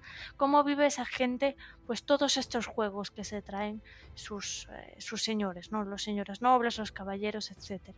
Y es muy muy interesante, es una idea en la que Martin va a incidir también en otros momentos de la saga y que seguro que habrá otras escenas en las que debatir, ¿no? Más abiertamente sobre esto, pero quería traerlo aquí porque realmente es una pincelada muy muy pequeña, pero que abre un tema muy muy grande en la saga. Sí, sin duda, yo más que nada quería comentar el tema de cómo Martin utiliza la soledad como un arma complicada es decir, vamos a empezar diciendo que Canción de Hielo y Fuego es una saga violenta, es una saga donde hay mucha escaramuza, como decía Javi, donde hay mucha guerra, donde hay mucha sangre. Y es fácil que el lector se acostumbre a este tipo de violencia, a este tipo de, pues eso, de temática. Una vez pasas unas páginas, poco a poco tú mismo te vas acostumbrando a ello. Para que nosotros podamos notar mejor el dolor de estos personajes más allá de las heridas físicas, Martin utiliza mucho la soledad, utiliza mucho esa sensación de desamparo que no se cura como una herida, sino que apareció, por ejemplo, como decía hace unos capítulos, cuando Robert está solo, borracho, haciendo el ridículo delante de todo el mundo, que nadie le aconseja, nadie le ayuda. Aquí es un poco lo mismo, ¿no? Ned ha estado rodeado de soledad desde que llegó a Desembarco del Rey, y aquí es como uno de los puntos, habrá más, pero uno de los puntos más álgidos de esa sensación. Y es eso, Ned precisamente ha sufrido una herida muy fuerte, una herida que es eso, lo ha dejado desmayado, pero la primera frase que utiliza Martin, como muy bien ha dicho Berta, es Ned se despertó junto a sus muertos o algo así. El autor quiere incidir en esa sensación de vulnerabilidad por la soledad, más allá de las heridas físicas, y eso es algo que al lector le cuesta mucho más superar que el hecho de que se haya hecho daño en una pierna, por mucho que, como decía Berta también, es una escena bastante explícita, ¿no? El tema de que se le sale el hueso y tal. Lo que realmente nos duele, más allá de la herida de Ned, es encontrar a este personaje que, bueno, unos querrán más, otros menos, pero en general nos cae bastante bien, solo y solo también, como decías tú, porque nadie viene a socorrerle, ni a él ni a sus hombres. Lógicamente, es cierto que tiene todo el sentido del mundo, porque ¿quién se va a meter ahí? ¿Quién va a meterse ahí en esa pelea a intentar defender al señor X o al señor Y? No tiene sentido, si lo piensas es lógico que no lo hagan. Pero sin duda solo quería destacar esto, ¿no? Cómo el autor utiliza la soledad como un arma incluso más poderosa que las propias espadas a las que ya probablemente empezamos a estar acostumbrados. Sí, aplaudo mucho que Berta hayas incluido este puntito en el podcast. Yo creo que en la canción continúa lo mencionamos de Pascuas a Ramos, pero creo que es bueno incidir en ello. Canción de Hielo y Fuego al final es la historia de los poderosos. Debería ser una historia de la humanidad, pero al fin, nuestros puntos de vista, prácticamente todos los puntos de vista obviando prólogos y epílogos, son nobles. Podríamos obviar a Melisandre, que efectivamente nació una esclava y diríamos que no es una noble, pero bueno, la alta consejera de un rey. Y Davos Seaworth, que pues nació en el lecho de Purgas, pero bueno, ahora mismo ya empieza la saga siendo un señor, siendo un noble, con unas tierras, con unas riquezas, con un asentamiento, su propiedad en la selva. Y en este momento de la historia es la mano del rey. Un rey que no tiene muchos recursos, pero bueno, es un título realmente relevante, pero vemos poco el sufrimiento de los personajes menores en la saga, y el propio John Martin ha comentado alguna vez que el spin-off que le hubiera gustado hacer de Juego de Tronos, pero que no veía muy viable, sobre todo que veía que el HBO no querría hacer, aunque le gustaba, era una historia que le hablaba de las 10.000 lanzas o las 1.000 lanzas o algo así, que era los sucesos de Canción de Hielo y Fuego desde el punto de vista del pueblo llano, ¿no? De pues cómo este soldado Lannister que va a luchar la batalla de Aguas Negras, o esta prostituta que vive en Desembarco el Rey, o este campesino que se refugia en Invernalia en las inviernas cuando llega el invierno. Creo que el ejemplo del campesino lo dijo Martin, pero a mí me parece también muy bueno, ¿no? Y que como sería la otra visión de la guerra, ya digo, yo creo que esto lo menciono más veces en el podcast, pero bueno. Pero también hay una razón por la cual Martin no cuenta los dramas del pueblo llano, que es el mismo motivo por los cuales vemos tantas series de televisión y películas en los cuales los protagonistas son ricos. ¿Por qué? Porque la vida del pueblo llano es mucho menos interesante. El drama de una persona normal es pagar la hipoteca, es llegar a fin de mes. No es vivir una gran aventura, organizar un gran viaje, hacer una gran negociación por comprar tu empresa o por ascender en la política. No, en El Señor de los Anillos los hobbits se van de aventuras porque Frodo, Merry, Pippin y Sam son, bueno, menos Sam, son ricos, son nobles, tienen tierras y no tienen que cultivar el campo, por eso se pueden ir en aventuras, porque ya tienen a otros hobbits que están trabajando las tierras de los Brandigamo, de los Tuco, que le están cuidando la casa al señor Bolsón, ¿no? Esto yo recuerdo que lo comentó Elia cuando le invitamos en ese podcast maravilloso, en La Canción Continúa, pero eso, entiendo que moleste porque siempre tenemos los puntos de vista de los nobles y de los poderosos, pero es que es muy duro, pero es así. La vida del pueblo llano en Canción de Hielo y Fuego, pero también en el año 2020 en el planeta Tierra, la vida de la gente normal, el drama es eso, sobrevivir, pagar la hipoteca, pagar alquiler, y no tenemos una vida para historias y para aventuras más Y complejas. es que al final es una obra de entretenimiento, ¿no? Y si nosotros que somos el pueblo llano, ¿no?, de nuestro mundo, leemos otras historias de gente pues con problemas, realmente no sería un entretenimiento, sería un motivo más para deprimirse, ¿no? Realmente lo que nos gusta de esta saga es que nos cuenta pues eso, las idas y venidas de estos nobles, pero realmente Martin hace muy bien en recordarnos en momentos muy concretos pues que esta gente existe, que esta gente está sufriendo por todo lo que estamos nosotros disfrutando, ¿no? Esas idas y venidas que nosotros decimos, qué genial esta guerra, o qué genial este soldado, este caballero, este señor que va a luchar y tal. Y claro, nos abstraemos, no pensamos realmente hasta que el propio autor nos hace reflexionar sobre ello, que realmente son esas personas que están detrás de esos grandes ejércitos, ¿no?, que nosotros solamente percibimos como números o como una masa indiferenciada. Realmente cada uno de ellos pues son personas, ¿no?, como en el siglo XXI en el mundo real pues somos nosotros. Y realmente aquí Martin hace pues eso, la pincelada, ¿no?, introduciéndonos este tema, además en un momento tan pronto, ¿no?, de la saga, pero realmente va a haber otros momentos en los que Martin incida mucho más en esto, y que estoy segura de que volveremos a hablarlo porque vale la pena, ¿no?, la humanidad con la que Martin trata toda esta saga. Así que pasamos ahora directamente a que, Javi, nos cuentes qué presagio nos has traído esta semana, y creo que nos vas a hablar de Cersei en este caso. Sí, es así. La verdad es que me fue leer el capítulo y la frase que en cuestión está al principio del capítulo y dije, joder, pues qué presagio más bueno. A ver si algo en el capítulo posterior me llama más la atención, pero no he encontrado nada a la altura de esta frase que repetimos. Yo creo que todos lo sabéis ya, Choque de Reyes se publica solamente 2 años después de Juego de Tronos. Cuando Martin escribe estas páginas, seguro que ya tiene en mente algunas de las primeras tramas del que es la que sería la siguiente entrega, de lo que él creía por aquel tanto que sería una trilogía, que rápidamente evolucionó a 4 libros, luego a 5 y actualmente es cree que va a terminar en 7. Parry, su mujer, que desde el principio dijo que van a ser 7, sigue pensando que son 7, lo cual es una buena señal. Y bueno, como digo, hay una frase vinculada a Cersei Lannister que me llamó bastante la atención, ¿no? Hablando de los escarceos amorosos de Robert y los bastardos que ha tenido, menciona Meñique a Ned Stark. Perdonadme que no tengo la capacidad oratoria de Bea, que se podría, aparte de la clase narrativa, yo creo que se pusiera a ser locutora de anuncios profesionales, creo que podría hacerlo. Así que ya digo, perdonadme que no tengo su capacidad para la ley. También se comenta que Robert tuvo mellizos con una cría de Roca Casterly hace 3 años, cuando fue allí para asistir al torneo de Lord Tywin. Cersei hizo matar a los bebés y vendió a la madre a un traficante de esclavos. Tan cerca de su casa fue una afrenta excesiva para el honor de los Lannister.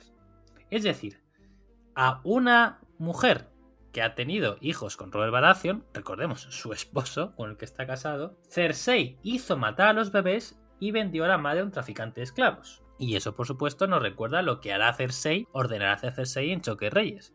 Cersei ordenará la muerte de todos los bastardos del rey Robert y las madres o quienes les protejan, incluidos también, para que no haya dudas de que efectivamente Joffrey es hijo de Robert. Quiere Cersei borrar todas las pruebas de que los hijos de Robert Baratheon, pues todos sus bastardos normales, efectivamente tienen el pelo negro y tienen un aspecto Baratheon, y no, pues tiene un aspecto como el de Joffrey, Myrcella y Tommen, así que toma esa decisión. Tengo que mencionar solamente que en la serie que no debe ser nombrada, la orden vino de Joffrey y no de Cersei. Yo entiendo que la idea era convertir aún más monstruoso a Joffrey Baratheon, porque además la escena con Sansa en el trono de hierro tan horrible en el Choque de Reyes, cuando la empiezan prácticamente a desnudar y a golpear por tema de la edad de Sophie Turner, pues no fue tan sexualmente explícita como es en las novelas, así que bueno, tenían que hacer más villano a Joffrey y le concedieron este acto tan terrorífico.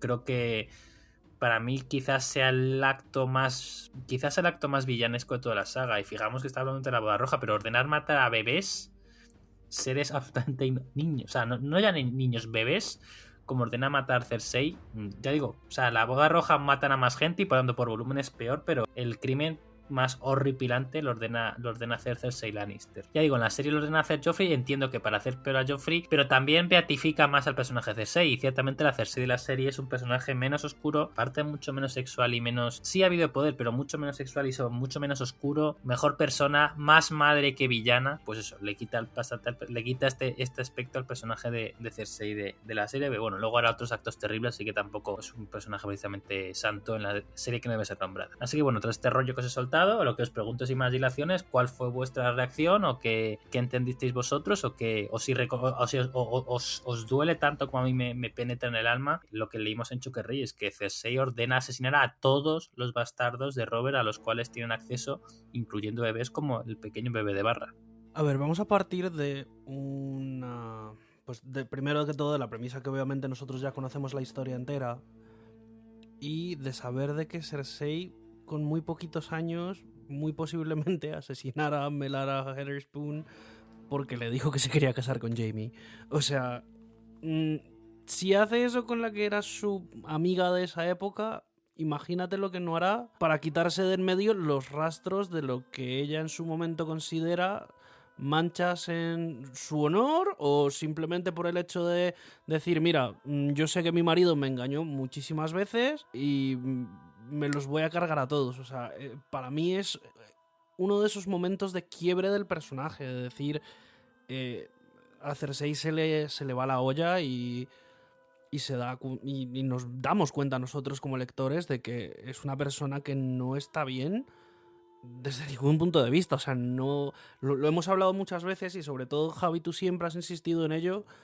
Una persona que es capaz de mandar a matar niños, o sea, que es lo más inocente en el planeta, no es una persona que prácticamente tenga alma, o sea, entonces es un momento impactante y visto desde este punto de vista de lo que presagia la frase del capítulo, no sé, a ver, lo hemos dicho varias veces, los presagios, no sabemos si en ese momento en la cabeza de George estuviera el hecho de que Cersei se volviera una, pues, asesina de niños de esa manera, pero deja entrever eso, deja entrever muchísimas cosas de lo que es capaz de hacer en un futuro. Realmente yo sí creo que Martin por lo menos tenía cierta idea en esta dirección, ¿no? En encaminar a Cersei a hacer este acto, como dice Javi, tan cruel, ¿no? Tan villanesco, como es el matar, ¿no? A todos esos niños y bebés y lo que sea. Realmente ella no lo piensa, no piensa que está matando bebés, simplemente da esa orden. Quizás un poco en dirección en lo que hablábamos, ¿no? De realmente lo que sufre el pueblo cuando alguien tiene tantísimo poder que con decir mata a todos los bastardos de mi marido realmente se ejecute esa orden, ¿no? Pero realmente lo que quiero ir un poco por la línea que ha tomado Santi de como nosotros ya somos relectores, quizás reflexionar un poquito, ¿no? Sobre por qué Cersei toma una decisión tan drástica, tan mala, ¿no? Tan mala en el sentido de malvada, ¿no? Realmente es poco justificable en todos los aspectos, diría yo incluso nada justificable, pero un poco indagar, ¿no? Por qué Cersei hace lo que hace, y realmente yo creo que Santi ha estado muy acertado al mencionar pues ya quizás esa tendencia que tuvo Cersei toda su vida, ¿no? Él ha puesto por ejemplo ese recuerdo, ¿no? de haber asesinado a Melara Heatherspawn simplemente por estar bueno, ni enamorada porque eran niños, ¿no? Estar encaprichada de su hermano, ¿no? Realmente vemos que Cersei ya desde muy niña tiene una parte muy oscura dentro de sí misma, ¿no? Una parte quizás porque la han criado para creer, bueno, pues que porque es la hija de Tywin Lannister y todo lo que ella quiere pues tiene que ser, ¿no? Y nadie puede molestar sus designios, pero también quiero añadirle aquí cierta motivación política, ¿no? Para hacer lo que hace. Y voy a hacer, creo que lo hice en su momento y voy a traerlo aquí de nuevo, ese paralelismo con Catelyn, ¿no? Salvando las distancias, cuando hablábamos de ese Catelyn, que por qué trata mal a Jon, etcétera, ¿no? Que tampoco es justificable, yo daba esa motivación política en Catelyn, ¿no? Ese miedo por la posición de sus hijos, y realmente aquí a Cersei le pasa un poco lo mismo, ¿no? Realmente Cersei, o sea, los bastardos en general son una amenaza, ¿no? Y para Cersei, que es una persona pues tan eso, ¿no? Tan que nada se puede interponer en su camino, pues realmente quiere apartar de un manotazo literal a todas estas, entre comillas, amenazas políticas. Pero creo que lo más importante, la motivación principal, muchísimo superior a estas motivaciones políticas y a ese lado oscuro que ya tiene Cersei de por sí, está el temor, ¿no? El miedo absoluto con el que vive Cersei al cumplimiento de la profecía, ¿no? Realmente la profecía de Maggie la Rana, ella ve cómo se va cumpliendo poco a poco, ¿no? Y realmente creo que ella, al pensar en esa frase, ¿no? De tú tendrás 3 hijos y el rey tendrá 16, quizás ella, en un eco desesperado de intentar evitar esto, intenta de las formas que sea eliminar ese número malvado de 16 hijos que va a tener su marido, porque tiene un terror absoluto a que se cumple esta profecía. No sé, nunca se nos dice si ella llega a reflexionar sobre este miedo, ¿no? Este miedo atroz que ella tiene a esta profecía en el momento de dar esta orden, porque no tenemos su punto de vista tan pronto en la saga, ¿no? Pero yo desde el momento en que Festín de Cuervos leo que ella está tan obsesionada, ¿no? Con esta profecía, quizás volviendo atrás con este ejercicio de relectura, ¿no? Pueda darle aquí esa, no justificación, pero sí esa explicación, ¿no? Quizás ese terror absoluto que tiene Cersei a esos 16 bastardos, ¿no? A que realmente existan de por sí, pues puede venir un poco por eso, ¿no? Porque realmente ella ve que su vida está encaminada a que se cumple esa profecía, a perder a sus hijos y a que se le arrebate todo lo que le es querido, ¿no? Y eso es el máximo miedo de Cersei y diría yo uno de los motores del personaje. Y es que además lo hablaremos cuando llegue su momento, ¿no? El momento de Cersei, pero yo creo que ella misma está haciendo lo que llamamos la profecía autocumplida, ¿no? Intentando evitar por todos sus medios que se cumpla esta profecía, la está casi cumpliendo ella sola, ¿no? Así que realmente es cierto giro irónico que hace ahí Martin con Cersei, pero yo quería, traer, ¿no?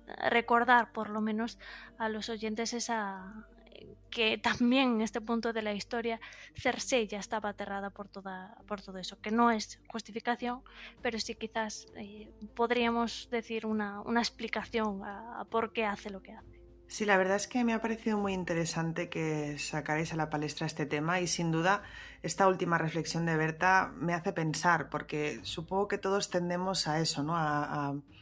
Es eso, yo tampoco justifico lo de Cersei, pero tendemos a decir, pues es una villana, es malvada y ya está, y es ambiciosa y tal, ¿no? Y sí es cierto, por supuesto, que al final la profecía, como muy bien dice Berta, es uno de los motores más importantes del personaje. No creo que sea el único, pero sí es uno de los más importantes. Y sí creo en ese terror que tiene a que se cumpla y por supuesto, como muy bien decía también, en los pasos que va dando la van llevando hacia allí. Yo lo que quería destacar aquí sobre todo es que, primero contestando a la pregunta de Javi, yo creo que no es tanto el hecho de que esta frase que aparece aquí nos desvele lo que hará más adelante, sino que nos enseña un poco cuál es la forma en la que Cersei se quita un poco los problemas, entre comillas, de en medio, y es sin ningún tipo de moral, lógicamente.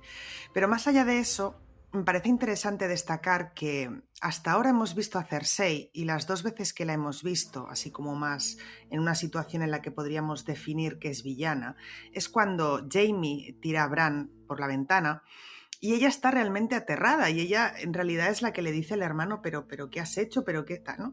Y la segunda vez es con el tema de Dama.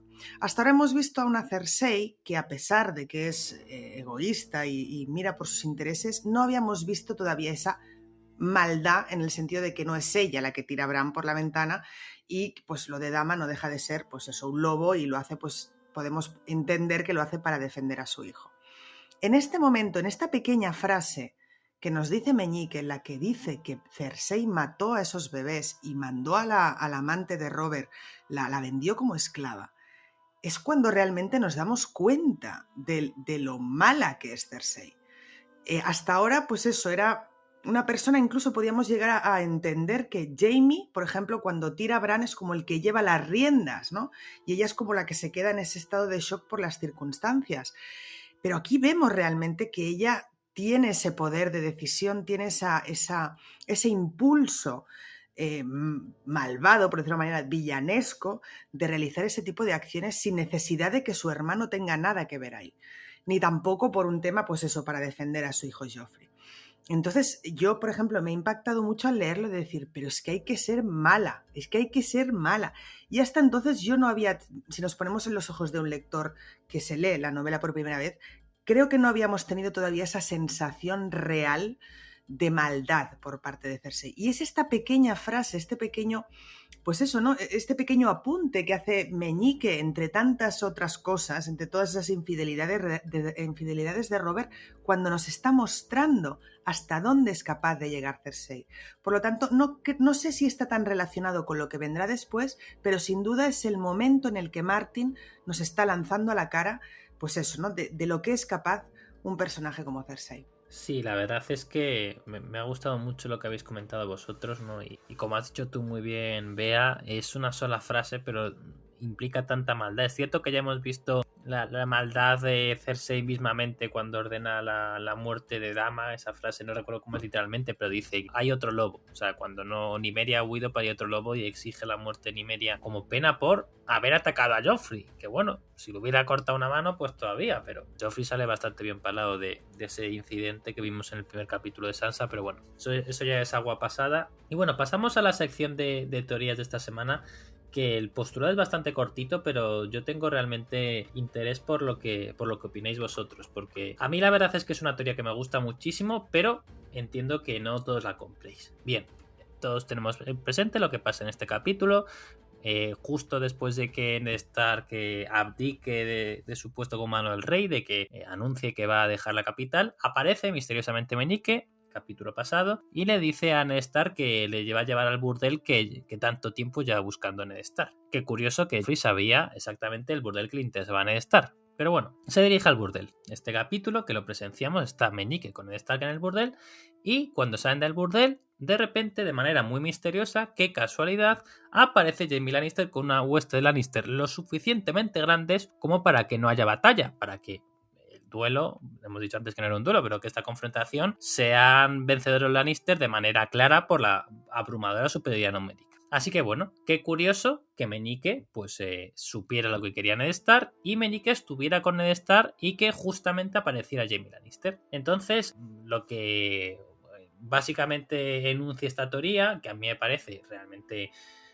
Yo luego la voy a defender, pero yo ya creo que es así, es que básicamente Meñique avisó, si no a Jaime Lannister, a los Lannister, que iba a dirigirse con Ned Stark a un burdel, por no revelaría el motivo, o que iba a estar en estas calles, en estos barrios de la ciudad, y que podrían atacarle si era necesario a la salida del mismo. Como vemos, Meñique huye de la escena y no sufre, vamos, ni una mancha de barro en su caro traje, como menciona entre risas casi Jaime Lannister, y es muy curioso que Jaime Lannister esté en el momento adecuado y en la hora adecuada. Parece evidente que alguien le informó. Hay quien dice que podría ser Varys, pero bueno, la logística del tiempo parece complicada y desde luego Meñique sabía exactamente dónde iba a estar Ned Stark porque él mismo le iba a conducir hacia ese lugar. Por contra, para los que no les guste esta teoría, yo creo que el mayor argumento en contra es algo que me mencioné más veces, que no queremos que todo en esta saga sea culpa de Meñique, sea culpa de Varys, especialmente Meñique, sino que nos gusta que las cosas sean un poco más fluidas y que sucedan porque tienen que suceder, por causalidades o porque la narrativa empuja a ello y que la historia es más interesante si pasa este hecho. Y que bueno, que eso, que decir que Meñique está detrás de todo, pues no es bueno para la historia. Pero bueno, ya digo, os pregunto a vosotros qué pensáis. Si Meñique fue el que avisó, si no a Jaime Lannister, al menos a los Lannister, de a dónde se va a dirigir Ned Stark para que luego le pudieran atacar. Ya todos sabéis que yo no soy nada amiga de eso, ¿no? De darle a Meñique el poder quizás de ser el culpable de todo lo que pasa, ¿no? De darle un papel siempre maquiavélico, siempre detrás de todo, siempre, pues eso, ¿no? Moviendo los hilos sin que nada se le escape. A mí eso no me gusta. Y realmente si me das a elegir en este momento, ¿crees que Meñique avisó a Jaime Lannister? Mi corazón quiere decir que no, pero y es que es un pero muy muy grande, ¿no? El hecho de que fuese justamente, aparte es que ni es en el propio burdel, no es volviendo, pero que realmente Jaime Lannister supiese por qué calle iba a pasar, supiese de dónde venía, a dónde iba. Es muy muy casual que en una ciudad tan grande como Desembarco del Rey, de forma, o sea, al azar, Jaime Lannister encontrase a lo que estaba buscando, ¿no? A Ned Stark. Que me puedes decir, sí, vino pues el pescadero y le dijo, sí, ha pasado por aquí hace una hora, y dijo, pues por aquí voy. Vale, te lo compro. Pero es un poco extraño, ¿no? Es un poco de estas casualidades, bueno, vale, te lo compro. Pero realmente al releer este capítulo para el podcast, y hay un momento en el que, bueno, Meñique se sorprende, se hace el sorprendido cuando aparece Jaime Lannister, ¿no? Y le dice algo como, uy, ¿qué significa todo esto, Lannister, etcétera? Y se dice que Jaime le dirige una mirada, ¿no? Y la describe como una mirada fría, como una mirada, no sé, a lo mejor yo le doy un significado que no tiene, porque a lo mejor es simple desprecio, ¿no? De Meñique, lárgate. Pero quizás he querido ver ahí yo cierta intencionalidad, en el sentido de una mirada que le está diciendo, venga, lárgate, porque ya hemos pactado todo esto, ¿no? Y tú te vas a ir, y ya si eso vuelves dentro de 4 horas con la guardia de la ciudad. Así que no, realmente es eso. Yo no soy nada amiga, ¿no?, de darle a Meñique ese poder absoluto, pero realmente en este caso creo que hay bastantes pruebas a favor de poder decir que Meñique realmente, si no directamente, pues le dijo a alguien que le dijese a alguien, que le dijese a alguien, que le dijese a Jaime Lannister. Ya sabemos cómo juega Meñique, ¿no?, al despiste, que Ned iba a estar ahí en ese momento y que ese encuentro pudo no ser casual. Pues estoy bastante de acuerdo con Berta. También me pasa como a ella, no me gusta creer que Meñique es el artífice de todo lo que ocurre y de todas las maquinaciones que hay detrás, pero en este caso debo decir que estoy bastante, no convencida porque no deja de ser una teoría, pero lo compro bastante. Sobre todo no solo por eso, todo lo que ha comentado Berta, sino porque hay un detalle en el resumen, o sea, en el capítulo que yo no he podido incluir en el resumen, pero que está, que es cuando dicen que se pusieron las capuchas por encima, es decir, iban como de incógnito, no iban en plan, hola, ¿qué tal? Soy Ned Stark, vamos a ir por aquí. ¿Vale? O sea, estaban de incógnito, un grupo pequeño.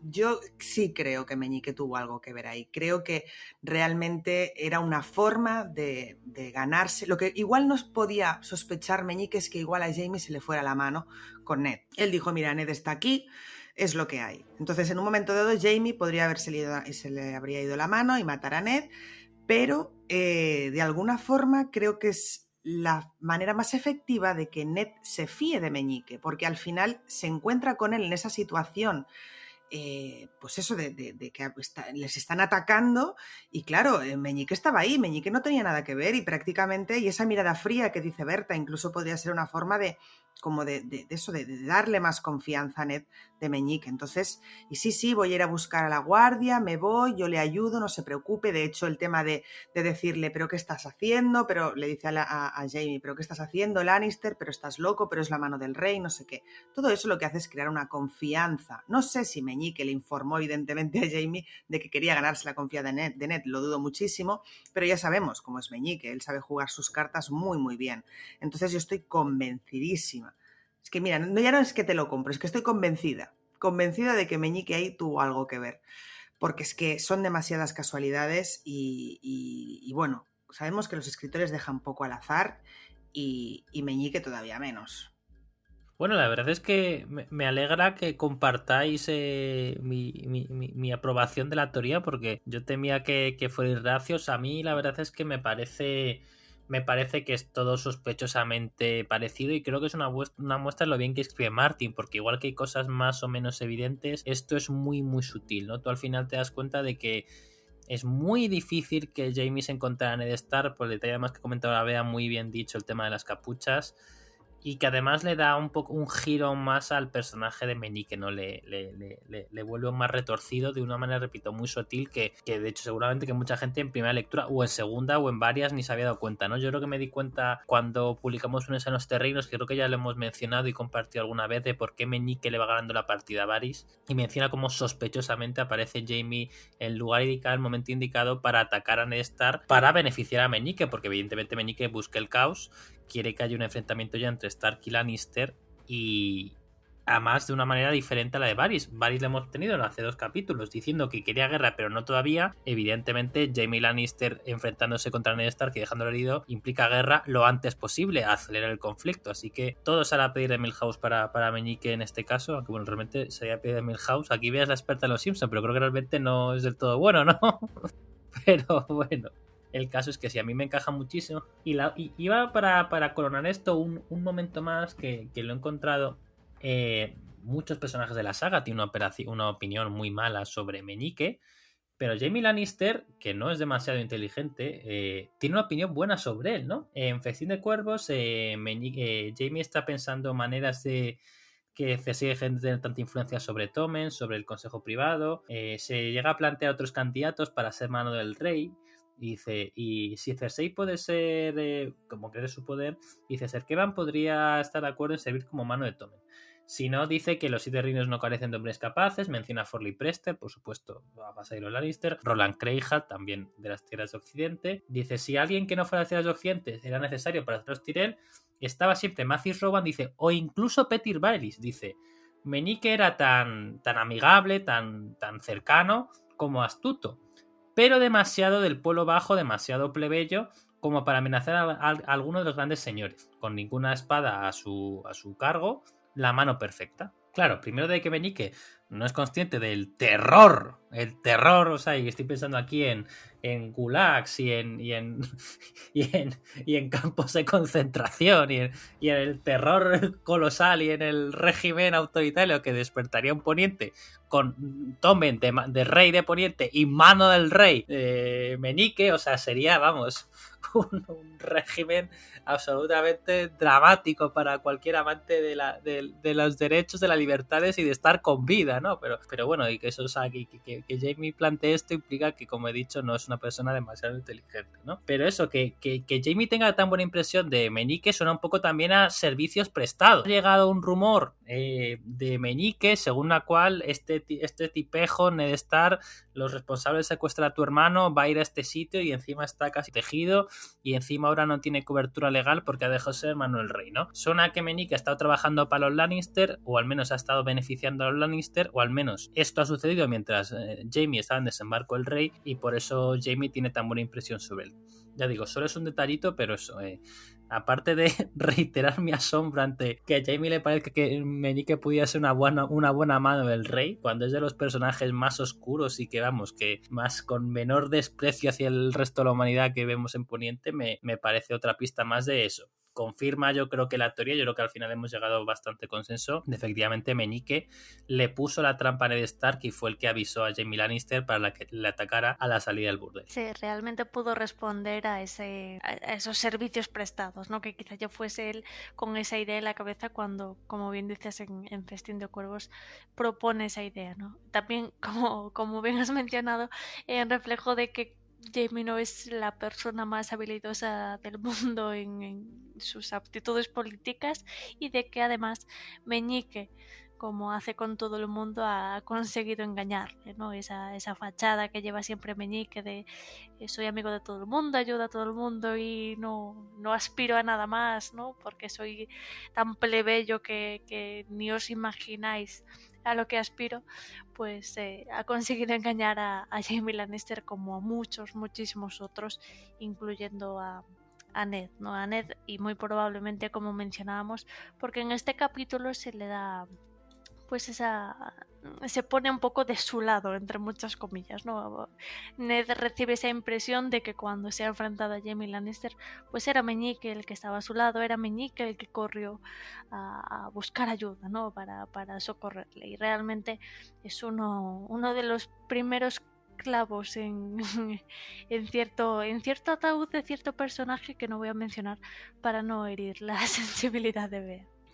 Pero por ahora dejamos hasta aquí el análisis de este capítulo. Queremos agradeceros a todos vuestro apoyo, en especial a aquellos que nos apoyáis a través de Patreon. Como en cada programa semanal, queremos acordarnos de aquellos que colaboran de manera más especial con nosotros en las categorías más altas de nuestro Patreon y que ayudan de manera muy destacada a que nuestro proyecto siga creciendo, y por ello les mandamos un saludo. De la categoría fantasma tenemos a Verónica Visenya Dean Stark, que participó con nosotros además en el podcast de noviembre especial para Patreons, a Fuego y Sangre, Visenya Targaryen, la hermana oscura. Tenemos también a Elendor, del podcast Empanada de la Amprea, que participa con nosotros en el podcast especial para Patreons del mes de diciembre, centrado en el norte recuerda. Tenemos a Estíbaliz Canto Llorente y también tenemos a Francisco Sebastián Rodríguez. Y luego de la categoría Viento Gris tenemos también a María de Jesús Ruiz, Andrea Angla Navarro, Pablo Villagómez, Miguel Arias, Tony Pons Rodríguez, Carmen Vera, Juan Gutiérrez y Manuel Mateus. Muchísimas gracias a todos porque ellos colaboran de manera muy especial a que el podcast La Canción Continúa siga cada semana entreteniendo y informando a los fans de Canción de Hielo y Fuego. Además, como siempre, os recuerdo que podéis dejarnos preguntas para los capítulos siguientes en nuestras redes sociales, que son La Canción Continúa en Facebook e Instagram y @lacancionpod en Twitter. Y podéis usar, como siempre, el hashtag PreguntasLCC. Nos oímos la semana que viene y hasta entonces recordad, el juego ha terminado, pero la canción continúa.